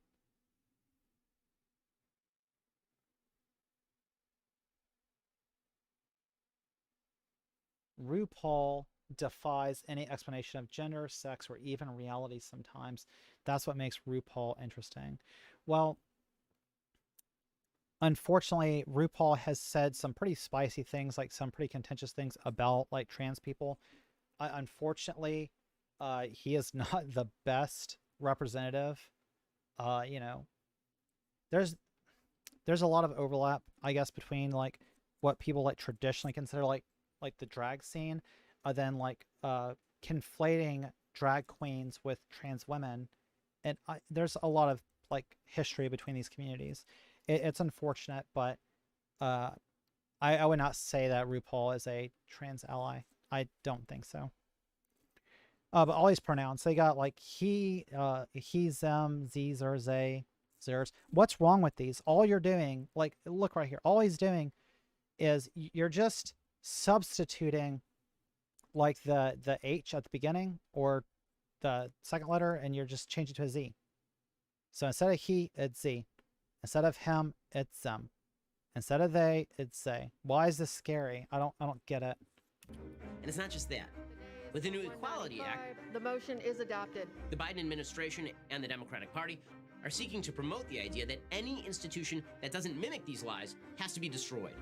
Hey, I made a video on the Equality Act. Everything that he just said is like complete horseshit. He's like, the Biden administration wants to do blah, blah, blah, blah. I'm like, no, wait a minute. The Equality Act was first written in like 1974, Ben, not by the Biden administration. And it's only because all it's doing is seeking to add trans people and sexual orientation to the same list of protections that all the other protected classes, like, you know, religion that you enjoy, Ben, then also like, you know, race and gender, which exists as like, I guess, like sexism in the workplace. It's just adding those protections to trans and gay people in our communities. But instead, he has to frame it like it's an attack on him, because remember, your freedoms, like LGBT people getting freedoms, automatically is an attack on conservatives. That's why we can't, like, these ideologies are like incompatible with us, like, entirely. It's not just that they are saying like, well, this scientifically doesn't make sense. It's that they absolutely want to erase us and make it so that we cannot get access to the same civil rights as everyone else. Let's see here. Well, I haven't seen RuPaul since before the millennium, so it's a bit long. But yeah. You can look up. Like, I don't want to promote it on my channel. Religious institutions are not exempted from federal regulations. It's a man that men... Now, so, all right, when he says they're not exempted, all it's saying is if you want to maintain your tax exempt status, which, by the way, I don't think that, churches should have in the first place. If you want to maintain that, but you also are running some, like, public function, or you serve the public, then you cannot, be bigoted to protected classes while maintaining your tax exempt status. So it's all about money, which, I mean, we're talking about Ben Grifter here. Men who identify as women be treated as women. And this is true in sports, in restrooms. Ironically. Yeah, see, this is gish galloping all over the place. So he's like, oh, in sports, which is an entirely different topic. I mean, like, there's so much nuance to that topic that he does not want to address. So he just glosses over it. Then he goes right to restrooms. Remember earlier when he was saying that, trans people ought to be given, like, compassion and care that they deserve and all this kind of stuff? Then he was like, but, and added that in there. It's so ironic that he turns around, like, not even, like, 4 minutes later in this video, and talks about, like, bathroom bills.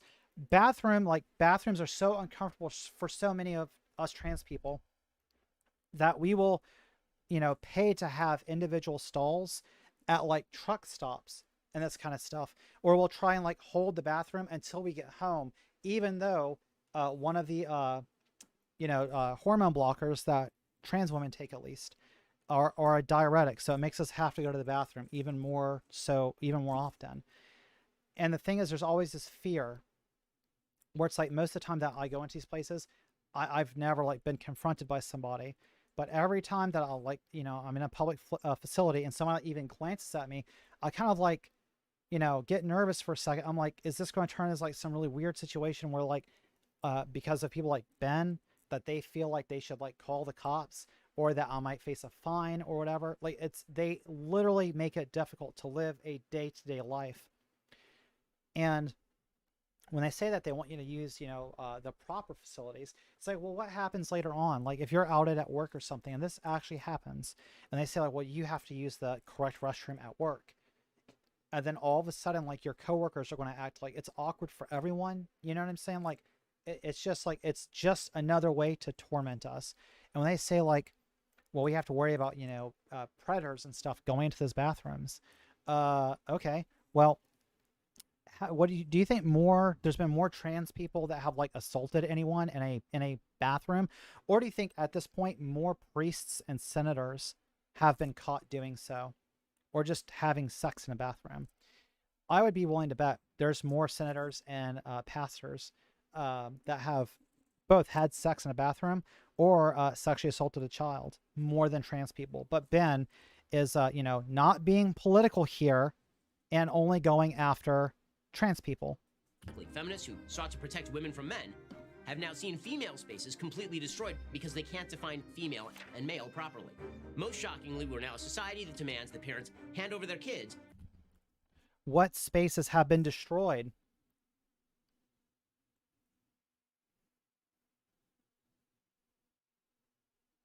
Let me see that. About the pronouns, most are workable. I could fumble around them. Just don't pull. My pronouns are Zephrem pronounced. Yeah, like YOLO G234 pronounced as tree swing. You do that.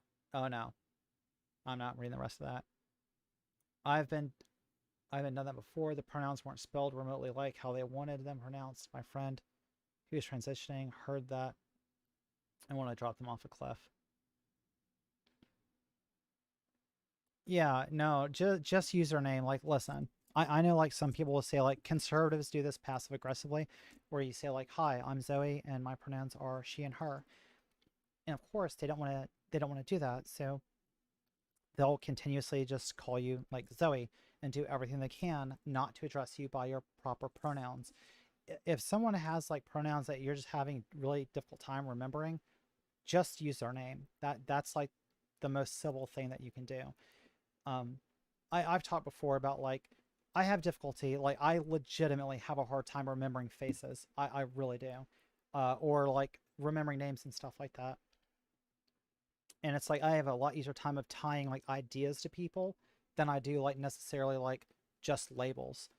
And I always feel like if I just can't remember, if I can't keep up with like the group that I'm in, I'm just going to use that person's name until like somebody else uses their pronoun or they remind me again, or if I can like kind of pull them off aside and say, hey, I'm so sorry, like what are your pronouns?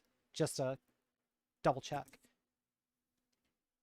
Bathroom's the worst place to have sex in. Sanitary, nothing to lay on, and anyone can walk in at any time. Hey, I would, yeah, you know what? I definitely wouldn't know about like doing that in a restroom, but I agree on everything you said about a bathroom. It's totally unsanitary and all that stuff, definitely.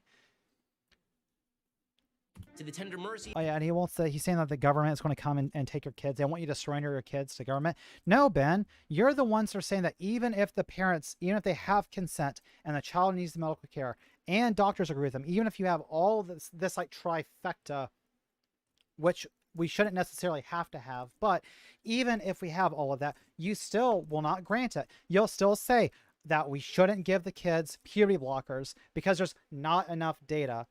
That like you're still going to fall back on that argument. So it's not about the government having access to your kids or taking them or whatever else. And we've already agreed that as a society, if you abuse your kids enough, the government ought to be able to take them. I mean, you shouldn't abuse them at all. But the fact of the matter is we have child protective services for a reason. Of political actors masquerading as medical specialists. If you have a 12-year-old at school with a headache, or like when you're portraying like Steven fucking Pinker as a an expert in biology when he's a neuroscientist. What you mean like that? Like he's an expert in psychology? The school nurse cannot prescribe to them Tylenol without calling you first. But we now have officials in states and in the federal government suggesting that that music again, it's like a horror movie. The school should be able to prescribe puberty blockers without calling a parent. Yeah, that is sure. A sick society. It's not a sick society. That's a society where the child is getting medical care that they need. I mean, what's wrong with that? Like, can you explain, like, I wish that instead of just, like, doing this passing thing, be like, we don't have data. Be like, can you explain, like, what specifically, like, you imagine the problem is going to be? Oh, I know. And that's not even the thing. He's like, oh, they're just going to come take your kids. Yeah, you can't, like, there are so many kids that end up, I mean, like, I have a family member that's worked in social services and this sort of thing before. It is, like, I mean, kids end up being, like, awful environments where you're just like, wow, that, like, this is like obviously like an abusive household or whatever else. It is so difficult to have state intervention, especially with someone's kids. I was just trying to make the point that on their side, they'll say like they accuse the left of wanting to like take people's children, and they'll say like give them treatment or whatever without the parents' consent, because that's what he's just saying here. Like, oh, the school nurse might give them this medication without the parents' consent, which that's so sus. I mean, he doesn't like cite anything. He just, once again, proof by assertion. He just states it. So I want to use an appeal to the stone here and just say, well, it must not be true because he didn't give me any data. In the end, a man claiming to be a woman is making an unsustainable claim. He can't even know what it is like to be a woman. It's sustainable. I mean, like, I've sustained it this entire time. Because he is not one. A man with surgeries and hormone treatment does not...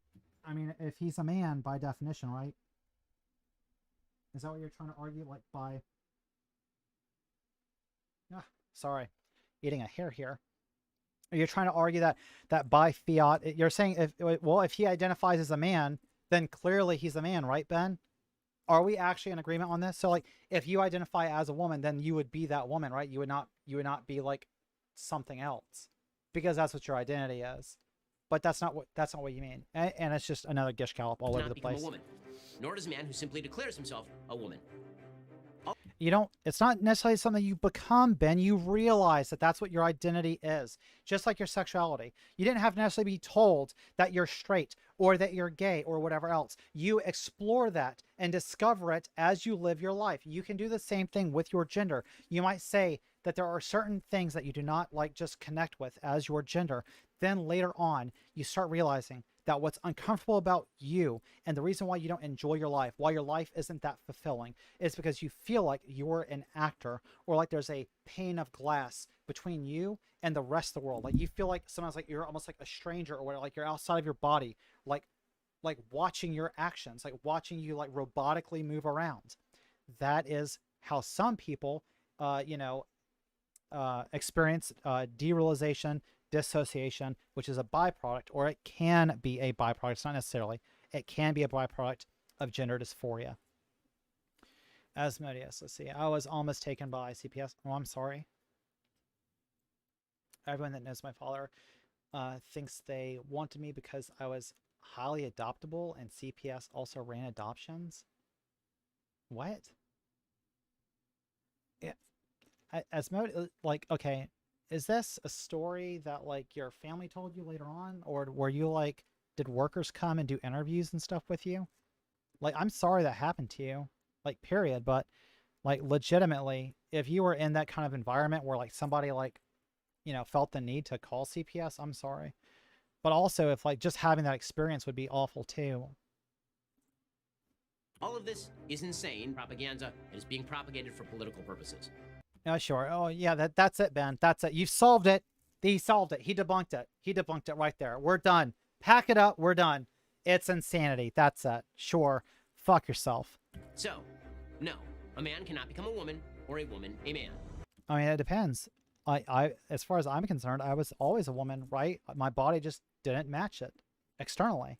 And I'm, as you can hopefully see, fixing that. All right. So that's it for Ben and his little debunked stuff. I don't know. What did you all think of that? Watched a little bit of quartering earlier just to see if this would be something that like I'd want to even talk about. You think you like Shapiro? You think he's a humorous little cretin?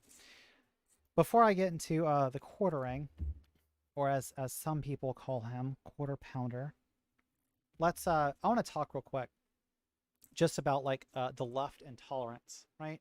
So a lot of times people say like, oh, they'll say like, oh, well, as soon as we have a problem with something like cancel culture, because that's what, actually, we'll just go ahead and get into it. Why not? All right, take it away, Jeremy. What's going on, everyone? Jeremy here from the Quartering, and I hope you're having a wonderful Friday. It would appear that Hollywood comedians are whining about cancel culture. Well, is they? I mean, I'm going to let him go. I just had to. Is that shirt that he's wearing? Is that like a trans allyship? I mean, it's blue, white, and pink. Do you think that he's like unironically like doing some trans pride representation here? And look at all those channels. Jesus. Minds, Parlor, Rumble, BitChute. Like, does he just repost the same stuff everywhere? Because that would like, he'd have to stream like all fucking day. I don't really have any time for comedians who didn't stand up for their fellow comedians when they were getting canceled, who didn't defend Louis C.K., who all hid. Wait. He can't just, once again, so he's like, I don't have any respect for any comedians that didn't stand in solidarity with Louis C.K. How did you want them to stand there? Did you want them to masturbate with him too? Like, I watched the video, a little bit of it, to see like how good is this going to be to respond to. And I just couldn't help but think when he was saying this, like, what exactly, how does he think that they should have stood in solidarity with Louis C.K.? Like, what should they have said? Like, it's perfectly fine for somebody that has, like, you know, an unreason, like, you know, they have the power in a relationship of, like, power dynamics for them to, like, take people back to their hotel rooms and then, like, have them masturbate in front of them. Like, why would he expect someone to defend that? Like, Louis wasn't coming out and defending it. Louis was just like, he recognized he fucked up and was like, oh, I shouldn't have done that and blah, blah, blah, blah, blah. Instead, we have the quartering now turning around being like, well, I have no respect for anyone that didn't stand up and defend him. Well, let's see here. I first heard of Ben Shapiro from his Facts Don't Care About Your Feelings Prager ad. I always found him irritated, even during my centrist phase. Oh yeah, so Shapiro is like always like rubbed me the wrong way. Like, I've talked about this like some years ago. I also was actually a centrist politically for a little while. I'm definitely a leftist now, but like way back in 2015, 2014, I was like more along centrist politics because I was like, there was just so much I did not politically understand. And I was like, well, sometimes, this sounds like it makes sense, but other times, this makes sense not to like, do the whole like both sides garbage because it's absolutely bullshit. And I recognize that now. Like, you cannot sit here and both sides of this bullshit after everything else that has happened. My mic. Don't fall. Well, let's see here. Let me fix this. Is that what's going on here?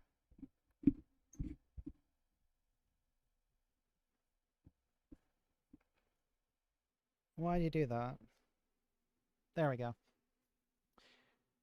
Still look at CK's old videos, but good Lord, he's indefensible. Exactly. That, like, how are you going to sit here and say, well, you should defend the masturbating from other people? Like, it's disgusting. Cowardly, in fear of their own cancellation.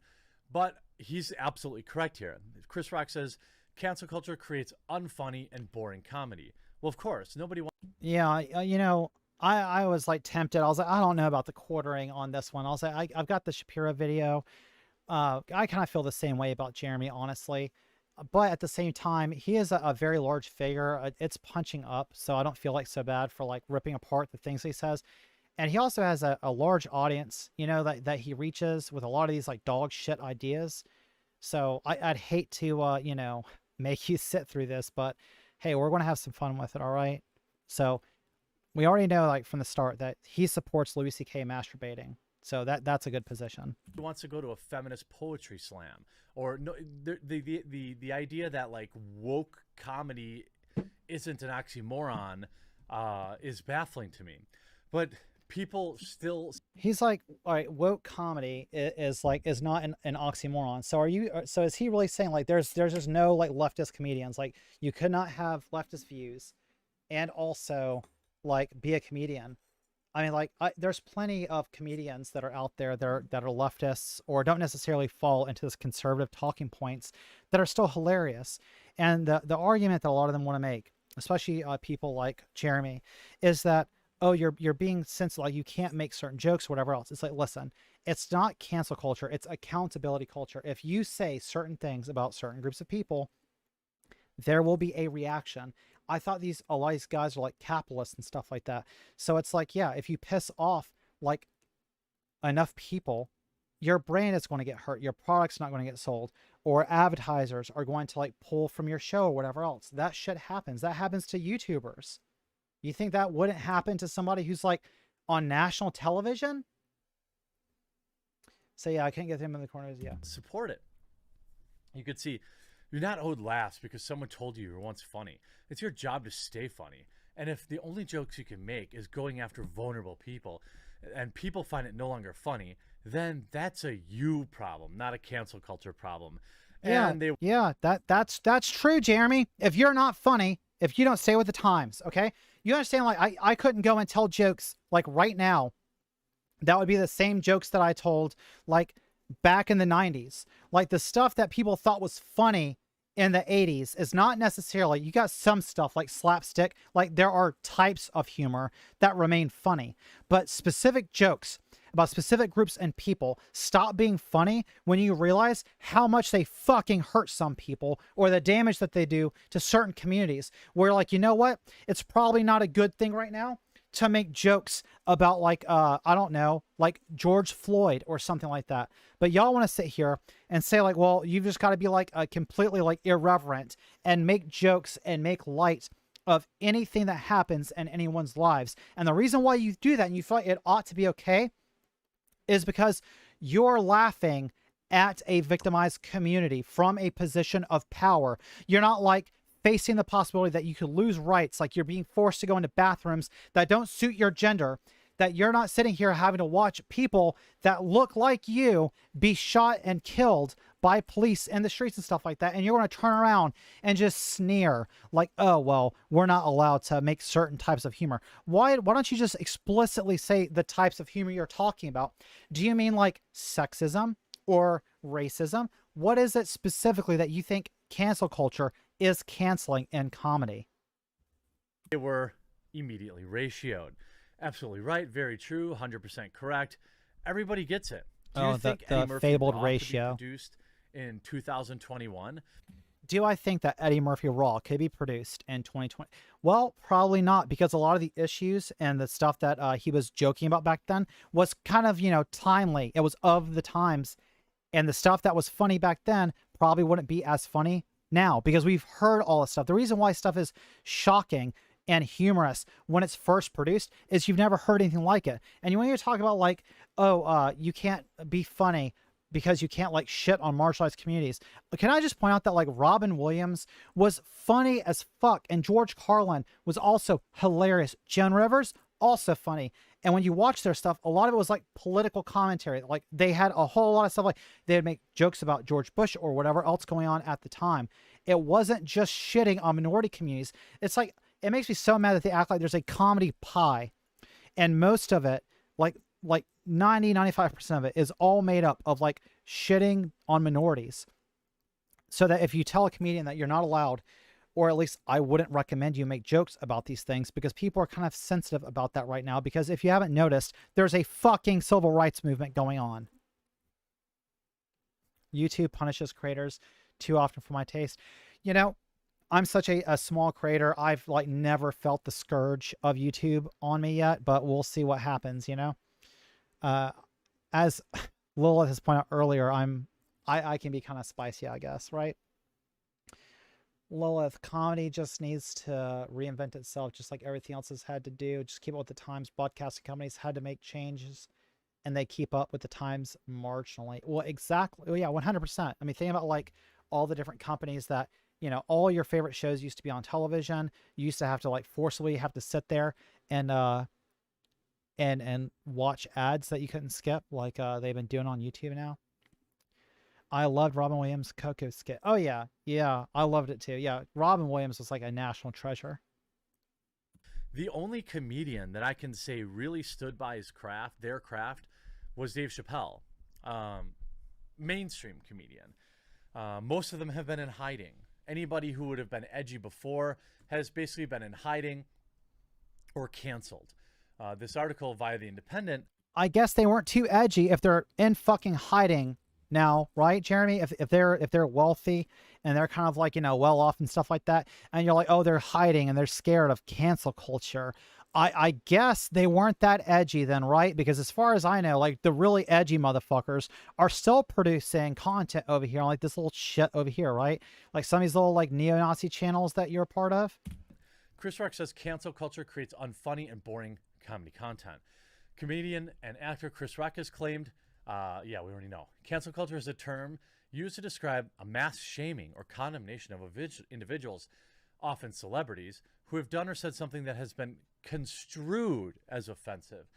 Yeah, so cancel culture, right? Exactly what you're talking about. It's accountability culture. So if you're going to sit here and you're going to say like, oh my God, whatever happened to personal responsibility, right? If you said some things, then you get a mass shaming or mass condemnation. Do you know what used to happen before there was like social media and stuff like that?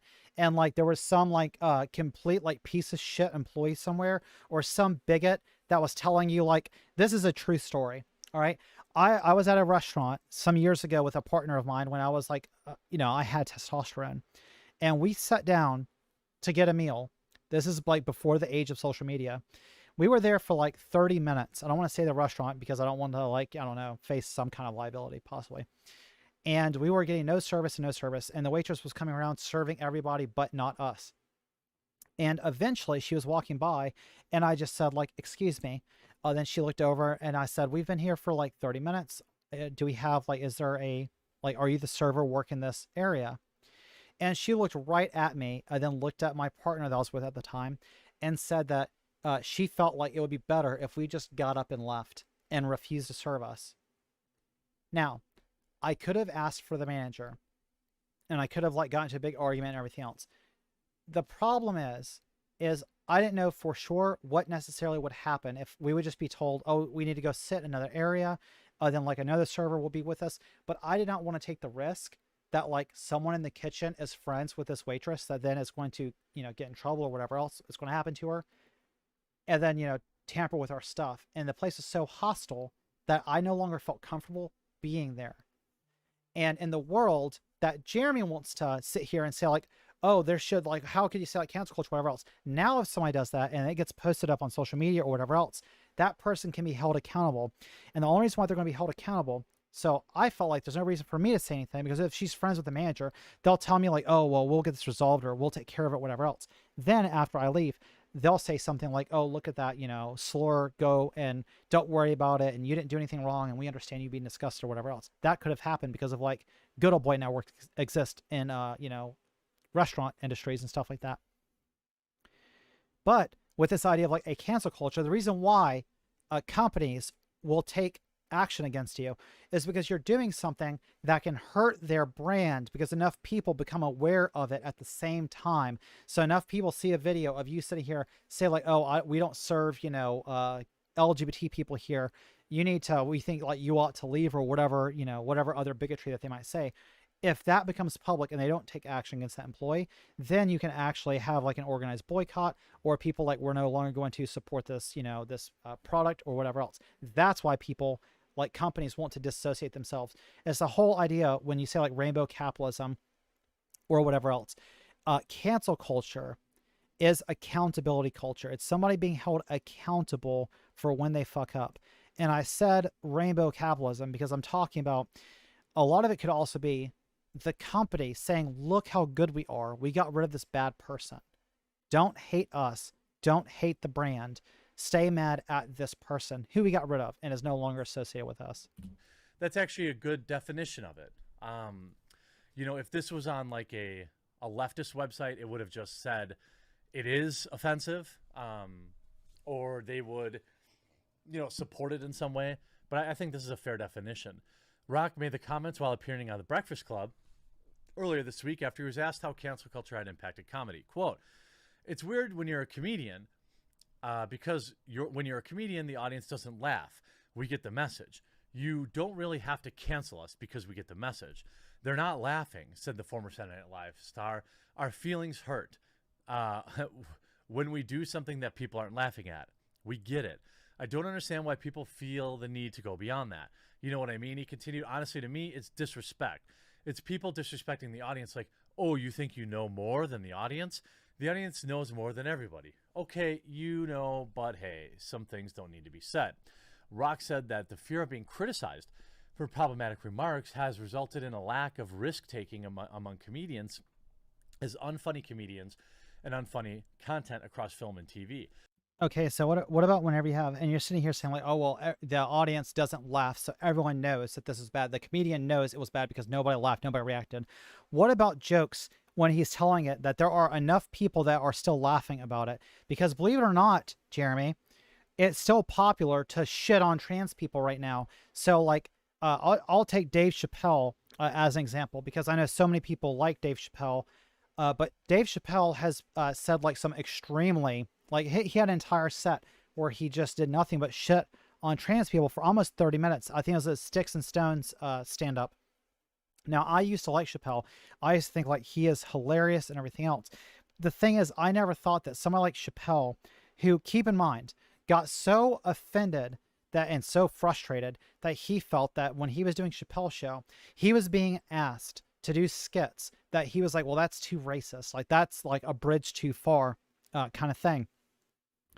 And he felt like he didn't know if the crowd was laughing at him or laughing with him for like the stand-up that he was doing because he had a very largely white audience at the time. He was so like self-conscious about this that he left comedy for many, many years and just went off and lived his life because he was like, he would rather go off and do something else than sit here and perpetuate jokes that harmed like black communities.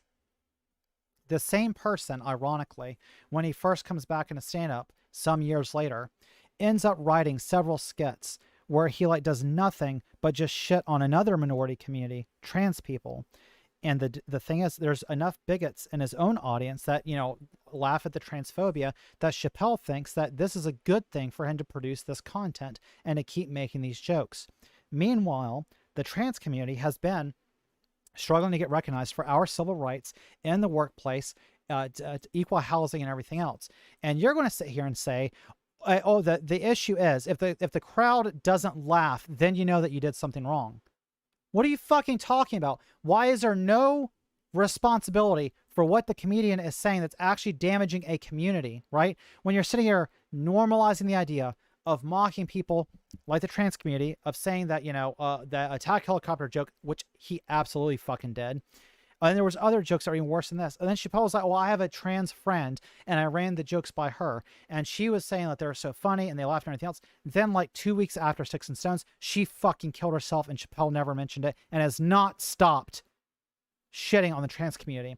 So I don't want to fucking hear it about, oh, well, the audience won't laugh. And then you'll know that not to do that joke. Because the audience could laugh. Like, you know, that whole meme. What is the meme where it's like a Rick and Morty meme where it's Rick and he's like, you know, like, I don't boo me. Like, I don't care what you boo. I've seen what makes you laugh. Okay. That's how I feel about you, Jeremy. Bitch about whatever you want to, cry about whatever you want to, cry about cancel culture and comedians and everything, because I've already seen the type of comedy that makes you laugh. Fuck you. Well, I talk about this all the time.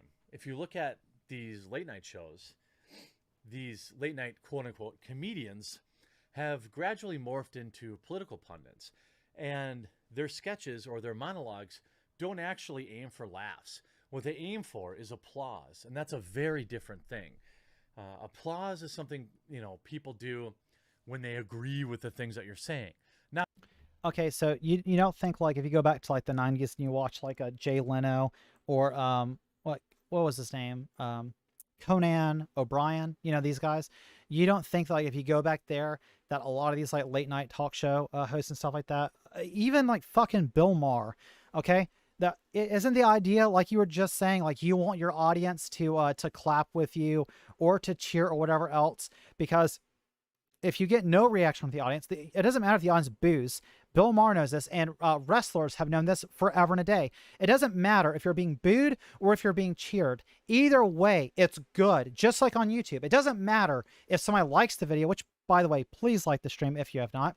It doesn't matter if they give it a thumbs up or they give it a thumbs down. As long as people are interacting with you, as long as they like it or they share it or they comment on it, and if you haven't commented, you know, you can feel free to join the conversation. I will definitely react to your comments. But those sorts of things bump you up in the algorithm. It's good for you. And even small YouTubers like myself understand this. I'm not going to sit here and listen and be like, oh, well, they only say this to get applause, when they used to say stuff specifically, explicitly, only to get laughs. That's not true. Not because they're necessarily entertained. Sure, you can applause at a music concert or something like that to show that you've enjoyed it, or after a movie, but the kind of applause late night show hosts are getting are the boring Orange Man bad, am I right applause. He goes on to say. So he's drawing once again all the way back to Trump, like who's no longer the president, or Orange Man bad. Oh, thank you, Asmodeus. Yeah, Orange Man bad, ha ha ha, whatever. Like, they've got like 3 jokes, right? They got like Orange Man mad, they got the attack helicopter, right? Some people need to be looked out for, he added. I definitely understand that, but not letting comedians work is, you know, what happens is everybody gets safe, and when everybody gets safe and nobody tries anything, things get boring. Everybody's scared to make a move. That's not a place to be. You know, we should have the right to fail because failure is a part of art. Isn't cancel culture, or like what is better thought of as like accountability culture? Wouldn't that also be like part of failing, right? When your brand gets hurt? Mean, you know, I don't disagree with that, but you know, this is coming from a guy, hold on, he was also canceled because of some past he like jokes. quarter pounder of confusion. Didn't he bow out of hosting? I know, something, right? Because he made, that was another black comedian. Was it Chris Rock? I'm not exactly sure. Wait, he said, I get, he stumbled. He almost said it. He almost said, I get them all confused. Yeah, let's listen to that one more time. He's trying to talk about Kevin Hart, I'm sure. Because he made, that was another black comedian. Was it Chris Rock? I'm not exactly sure. But here on the New York Post, he says, exactly the same thing. It's particularly pointless to target comedians because they already face the ultimate cancel of their jokes failing. Well, yeah, I would agree with that.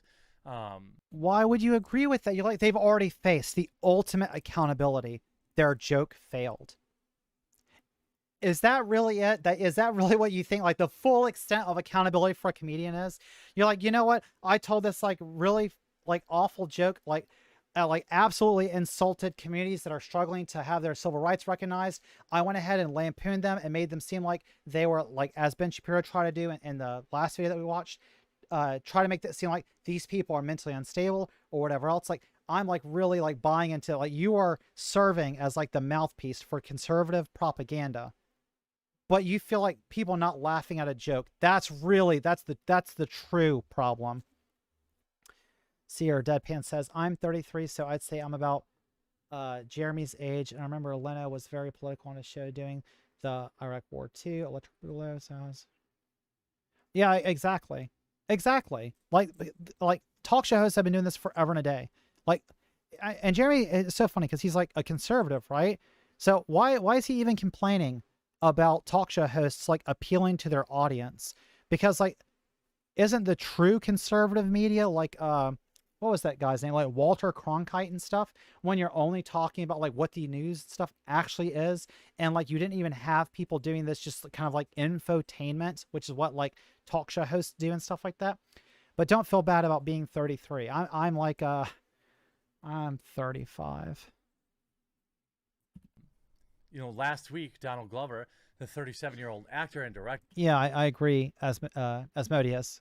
Accountability culture, absolutely. Also known as rapper Childish Gambino, tweeted, "We're getting boring stuff and not even experimental mistakes because people are afraid of getting canceled." Now, the media tried to portray that as he was talking simply about, what's the experimental stuff? Shows being canceled. What are they afraid of? The left was saying that, and the right was saying, "This is the checkers game." Oh yeah, absolutely. You had like shunning that went on, especially like religious communities and stuff like that. Like you got the Amish shun people, right? They still do that, and it's like when it's conservatives. Oh yeah. Oh, and don't forget, like remember when conservatives were like, oh, you don't buy CDs at Walmart because they have cussing in them, and conservatives like they were like burning books and banned books that were like showing like depicting like gay couples and stuff like this. Like conservatives have always, like forever and a day, been all about like censorship and that kind of stuff. But now they're turning around and saying like, oh, well, it's not fair for, the left to have any kind of expectation that, hey, we should not be spreading like media around that actually advocates for the harm of other people. That he was talking about cancel culture. I would say it's pretty clear that it was about cancel culture. Comedy is basically dead. There are some people out there like telling it like it is still. Like who? Telling what? Like what is? He's right. Telling it like it is. Telling what? Like what is? Jeremy? Right. If you look at these comments, he's not wrong. He's absolutely right. I can't tell you the last time I wanted to pay money to see a comedian. Actually, it was Kevin Hart. That's who it was. Yeah, I know. I know. It was Kevin Hart. That's what I was saying earlier. I know that's who he was thinking of. Who had, what was it, the Grammys, if I remember right? Yeah, Oscars. So if we go back to 2018, Kevin Hart was forced to step down as Oscars host. I don't find Kevin Hart particularly funny, but I appreciate his hustle. I mean, he's very, very popular. 2 days after Kevin Hart announced that he was hosting the 2019 Academy Awards, the comedian abruptly stepped down after a series of past phobic tweets surfaced. Yeah, why is that not like a big deal at all? Like, why would you just like kind of like sneer at that and just like shrugged it, you know? Like, I mean, I can read right there some of the stuff they said. He said previously called somebody a fat-faced, F slur. I then remarked that someone's profile pic looked like a gay billboard for AIDS. Okay, are you serious right now? You're saying like none of this stuff at all is problematic, like in the least. He should like award shows that want positive publicity and everything else. When like stuff like this starts surfacing that you tweeted out before or that you said, like, do you feel like they should have like no accountability to it? And I get the point. Like, there is an argument, and this is like a small nuance at this point. I get the idea that if it was something that you said or tweeted 5 years ago, 10 years ago, whatever else, you've changed your position since then. You've made it known that your positions on this subject has changed. You've, apologized for it, whatever else. Like, at some point, I do agree that, like, yeah, somebody could rehabilitate themselves, or like they've demonstrated that they have done better since, and that this is not still how they feel about this. The problem is Kevin Hart had never apologized for any of this stuff when it resurfaced. And he said like awful stuff about his own son too, right? It isn't funny either. You look like a gay version of Chris Brown. Put on a shirt, you bundle of sticks, we'll say. What's going on with Wayne and all this gay stuff? Say it ain't so, man. Is he coming out of the closet? These are tweets from 2010 affecting him in 2018. Yeah, because he never apologized for it. Times change. When I was young, you would, the bundle of sticks word and gay was something, kids call each other all the time. Where do you think kids hear those words, Jeremy? Do you think like they just like spontaneously like come up with it? Or do you think it's like they're hearing it at school? And where are the other kids at school hearing it from? They're hearing it from, films, or they're, I don't know, like what books they would be reading to read it in books, whatever, but they'd be hearing it from their parents. And what do you think their parents are saying when they use those words? Do you tell me that when you were growing up with kids, that their parents also used that word in the exact same way that those kids are using that slang? I don't think so. And you're perpetuating, once again, stereotypes like it's okay to do all this harm to this community, or to like, make people like belittle them or make them feel like next to nothing, when you might not even know who you're talking to. Like when I was growing up, I had friends that would use those words all the fucking time. And I just sat there silently because I was like, how would they treat me if they knew how I felt, right? And then one of the other things that a lot of these guys forget all the time. Do all y'all remember the Tracy Morgan homophobic tweets or the performance where he got like booed out of Tennessee? So years ago, Tracy Morgan, another comedian, basically what ended up going on like a homophobic rant near the end of a set. And it was so homophobic that people in the crowd started booing, getting up and walking out in Tennessee. And he had said something along the lines that if his son was gay and he found out about it, then he would, and I remember, like, I gotta be careful here. He said he would stab that N-word to death or something like that, something along those lines. His publicist came out like the next day and was just like, oh, he didn't actually mean that. And that was just like, he was just joking and all this other kind of stuff. So the problem is that, and Jeremy doesn't ever, I don't think he touches on it in this video. Do you understand that, like, if somebody is bigoted toward a community or towards like a group of people, and they hear bigoted jokes that you say, if they are already bigoted, we have studies that have demonstrated this. If they're already bigoted, they become more bigoted, and they become more likely to take action upon that disgust or the bigotry that they feel because of you and your jokes. Those jokes actually do make them more bigoted. If somebody is not a bigot and they hear really bigoted jokes, they might just become offended or whatever else and like get up and leave, for example, or just think like, wow, you're being really crass.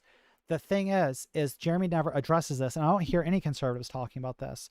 So if you're making extremist jokes and you're, talking and joking about like harming people and stuff like that, you actually are doing measurable harm to that community, whether you understand it or not.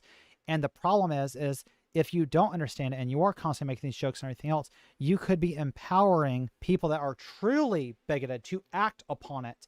So the jokes that he's talking about, saying, like, well, you can't say this anymore, whatever, the quote unquote jokes, the blatant homophobia that Kevin Hart was showing right here, ends up leading to somebody eventually, if they are already homophobic, to thinking that it's okay to say something like Tracy Morgan would say. And if you say, like, well, how far is too far? And say, well, advocating for actual harm, that's too far. And it's like, okay, well, I'm just saying Tracy Morgan was advocating for harming people. Is that too far? Should we cancel him? Deadpan says, what does Jeremy thinks kids calling each other gay meant? Exactly. Did he not think that they weren't using it to insult them, or does he really think it wasn't insult based on anyone's sexuality? He's either stupid or obtuse. 100%. He's trying to obfuscate. He's trying to say, well, this is just a joke. You know, everybody just joked this and said this, and it didn't really mean anything. And it's like, we absolutely, like, as far as I was growing up, all the friends that I had that were using that, I know exactly what they meant by it. They were using it as a substitute. They were saying, like, you know, it's stupid, dumb, bad. It's something negative. And they're basing that, you know, and they're basically projecting what they feel about somebody's sexuality into conflating it with something that is like ignorant or disgusting. It's absolutely true. They know exactly what the fuck he's doing. It was never really about them actually being of that persuasion, but it was like used as an insult flippantly. Obviously, everyone grows and learns, like, hey, you know, you didn't grow and learn. This word is, you know, meant to disparage people in the LGBTQ community, and, you know, maybe reserve use of that for like the correct times, which are rare, you know, these days. When are the correct times? I wish he would give an example for this. He's just like, you've got to, you know, hold on to it, and you can't just go and say stuff. And you can see he's like kind of like doing the little shifty eye thing, glancing around. He's like, ooh, should I say it? When do you say it, Jeremy? Could you, like, I know you go to these like other little like apps and stuff like that, but I would like him to just state that this is when I think it would be appropriate. But you know, you see Adam Very saying, after seeing this tweet, I did a search for every time Kevin Hart tweeted the bundle of sticks words homo or gay. The bundle of sticks word. I just want to point out, in case y'all didn't know watching it, and I swear I'll let him talk just a second. The reason why they use that word, they say, oh, all it means is a bundle of sticks. No, it's because they used to burn gay men at the stake. They used to burn them to death. And that word is a reference to going and gathering bundles of sticks to burn them to death. That's where that comes from. It was a lot. And he seems to have basically stopped tweeting those words after 2011, the year his first stand-up movie became a hit. So what this tweet is saying is that Kevin Hart learned from his mistakes, learned that it was no longer acceptable to make these jokes or use this terminology, and stopped, but we're going to cancel him anyway. What's the point then? You know, that's why I want comedians to really start pushing back and say, you know what, I don't care. I'm going to just say whatever I want, whenever I want, get offended. I don't care. Yeah, but not everyone can be a George Carlin. Like, do you understand that? All right, so you're saying, like, I want these people to use these words, and I want them to say these things because it would just be hilarious. It would just be so funny. It's like, don't you think, like, immediately if everyone just started doing that, Jeremy, wouldn't, like, your entire argument just fall apart? As, like, that would just become like mediocrity because everybody would be doing the same thing. It would no longer be shocking. They would just be assholes. And how could you ever tell it? What's the joke then? Like, when you're going around, you're like just cussing people out or just saying like the most disgusting things about minority communities. What's the joke? Like, comedians have more platforms now than ever. You know, 5 years ago, they needed their Netflix specials or they needed their, you know, big venues. But really, they have podcasts, they have Spotify, they have YouTube, they have innumerable ways to get their acts out and monetize them. So yeah, I agree with Chris Rock, but I couldn't care less when it's coming from Hollywood, like lily livers. Like, what? But aren't all right? You were talking about Louis C.K. earlier. So a lot of these comedian stuff, they live in like Hollywood or they live in like a big city or whatever else. Like, they live in a democratic area. Are you just saying, like, for like they're being censored, and they're like they need to fight back, and they need to like stand up on that hill, and like, you know, they'll be on like the cliff with the tide hitting them and be like, you shall not like move me, kind of thing. But then you're like, actually, I don't give a fuck what they say, because, you know, these are like little like city slickers like Lily Liver. Like, first of all, this is coming from like a dude in his like fucking basement, like, you know, streaming on fucking like YouTube and shit. I'm just saying, like, I'm not like trying to cast stones here, like as one streamer to another one. I'm just saying, like, I think like you casting aspersions, you fucking wish you could be as relevant as Chris Rock. You wish you had like, if you could have the following that like a Joe Rogan or something. And even Rogan, you know, he'll say like, well, he's not saying everything he wants to say or whatever else, because he knows that he has contracts that he's, you know, obligated to uphold. Do you think like Rogan would be like near if he did not have his Spotify contract and he could no longer get hosted by these large platforms? Do you think like he would still be as relevant, or would he be like an Alex Jones that had a large following and all of a sudden can't get hosted anywhere because of the stuff he said was too fucking extreme? It's about building and managing a brand, you dipshit. Let's see. He is one of those people that makes excuses for problematic language because he wants to continue to use it. Exactly. That's what I'm saying. Like, he never says like an example of the jokes that he would like to see. He'll just say, I wish that they would just say as much offensive stuff as they would want to. Then, you know, we would get the gold, like comedy gold. It's like, what's the example? Because Eddie Murphy Raw, I mean, like, for its day, it was considered very extreme, and a lot of people like found it hilarious. I went back and I watched it like not too long ago. It was all right. It's just, I don't know. Maybe it's just not my cup of tea. Not liking how they use joyous as an insult. 100 years ago, a word for happy or joyous.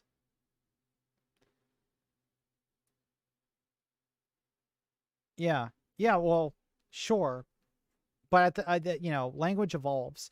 And it's like the one way that, you know, I'm using a word could be like a different way that you're using it. We could have different definitions. I absolutely agree with that. The problem is when there's like, you know, we absolutely do have a shared definition of words. We both understand that they're, you know, the you know, implications of the terms that you're using. And it's something that's like extremely offensive. The thing is like, I know I kind of like went off on whatever that guy's name was, Train whatever, earlier. But the thing is, they were trying to be like very like, you know, instigating the moment they came into my chat. The difference is, I agree, and I actually do want to, you know, fuck the rest of Jeremy. He's boring. Fuck him. Just fuck off. Who cares what he thinks about comedy? The thing is I would say that I want to talk about rhetoric for just a second. And if you want to chat or you want to talk to me about this, like, I actually would definitely welcome the conversation, because this is like where my mindset has been like the last like couple weeks, whatever. I tweeted at RGR earlier, and she was basically saying that she felt like ad homing people or insulting them is just like, it's not productive. And it was like explicitly referring to like people calling like Caitlyn Bennett like poop girl or whatever else. And the thing is, like, on one hand, I told like I can see where you're coming from, because she's basically like we ought to address arguments and not necessarily just like attack the person all the time. While I can agree that the most productive thing is just to address arguments, because that's like you're attacking their strongest positions. I was trying to do that here. Like, I was trying to actually like explain why I disagreed with his points, and not just like, you know, continuously attack him personally. I did throw in like a few insults or whatever, but no one's perfect. And like I was saying before, like when I was responding to her, I feel like when you're talking rhetoric, there's different like strategies that you can use, like rhetorical strategies, right? When we're in any type of argument, conversation, or whatever, depending on like who you're talking to and your like interpersonal relationships with that person, you're going to use like different language. You might soften something or be like, you know, not be as harsh toward them or whatever else. The problem that I find with addressing people like on the right is they feel like they ought to be able to say the worst, most dehumanizing things possible to you. And they'll just insult you over and over and over.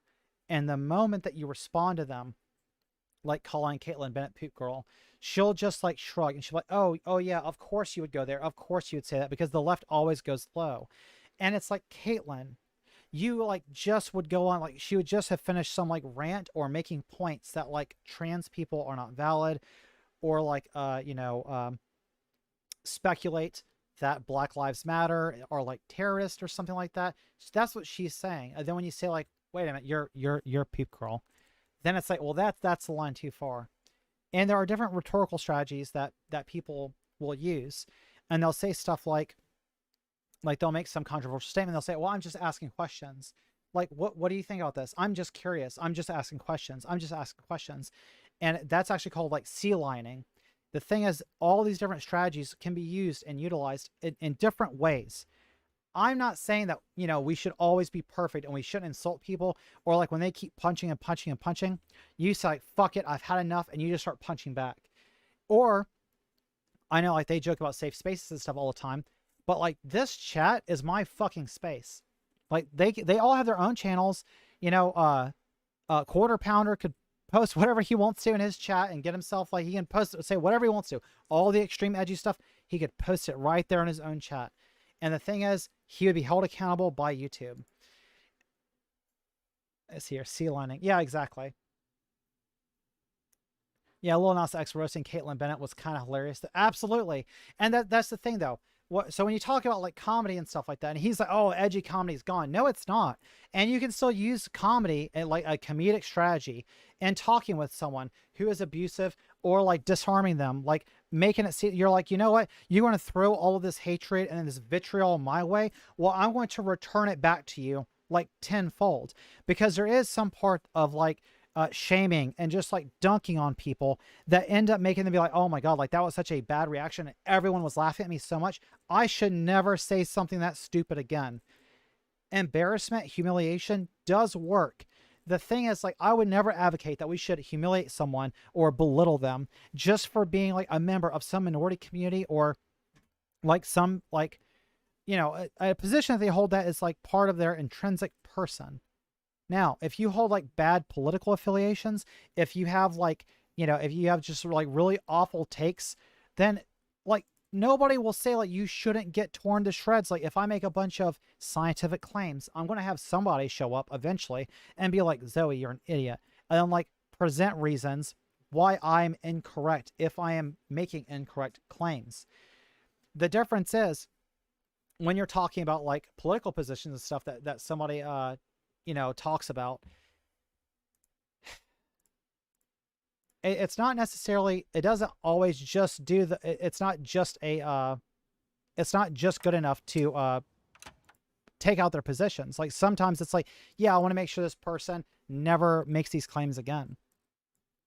Well, I think that is about all the content that I've had to go through. I had the quartering and I had Shapiro. I want to talk about rhetoric. I don't know. Do you think that I'm being like do you think that that's reasonable, where I feel like I'm saying I don't feel like we should necessarily attack anyone that irritates us anytime, but I do feel like sometimes people take it too far, where it's like you know, we shouldn't dogpile someone just because, like, if I have somebody come to me on Twitter or whatever and they're like, hey, I heard an argument or whatever, or somebody said this about trans people, I'm kind of curious, like, what's your take on it? I'll have a conversation with them, no problem. But if they start like attacking me and they start like, you know, misgendering me or purposely insulting me, that type of thing, I'm going to punch back. I'm sorry. I'm not going to be someone else's punching bag. I've had enough of that in my life, and I will not tolerate it anymore.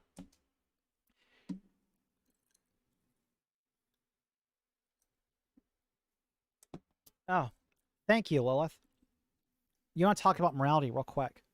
So this is something that comes up all the time, and I'm an atheist, like I was saying earlier, and I've noticed that quite often it ends up being this thing. I don't know. Should I get into it now, or should I find someone to respond to? I don't know. What do you think? Should I? Do you wanna listen to me talk about morality for a second, or should I go ahead and pack it up? Because it's been going for like 3 hours now.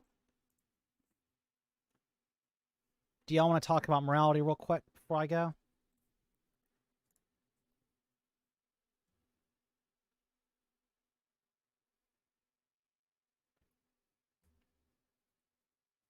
Yeah, I could. I don't know. I should probably find someone to respond to or something, instead of just talking about lectures tend to just get boring. You know what I'm saying? But this was my very first ever YouTube stream. So hopefully everyone that stopped by, y'all were entertained. Hopefully I was able to, I don't know, give you like something to listen to while either you're working the third shift, or maybe you're on a ride home or something, or you're just like working or doing homework and you're just listening to me yell into the void about the quartering and Ben fucking Shapiro. Yeah, unfortunately, I feel like, I don't know, I feel like I've lost a lot of steam too. So I'll pull up some videos and I will try and do another stream tomorrow. Hey, I think I did pretty good for my first one though, right? It's like almost been going like 2.5 hours or so. All right. Well, thank you for stopping by. Thank you for viewing. And of course, if you have not liked the video, please do so. You can follow me on Twitter at Zoe Vexed, is the exact same as my name here. And then if I go and if you check me out on, well, I don't know.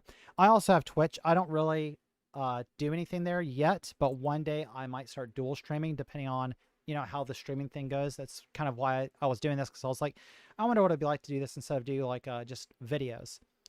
Deadpan, I'm glad that oh yeah, definitely check out the Shapiro part. That was a lot of fun.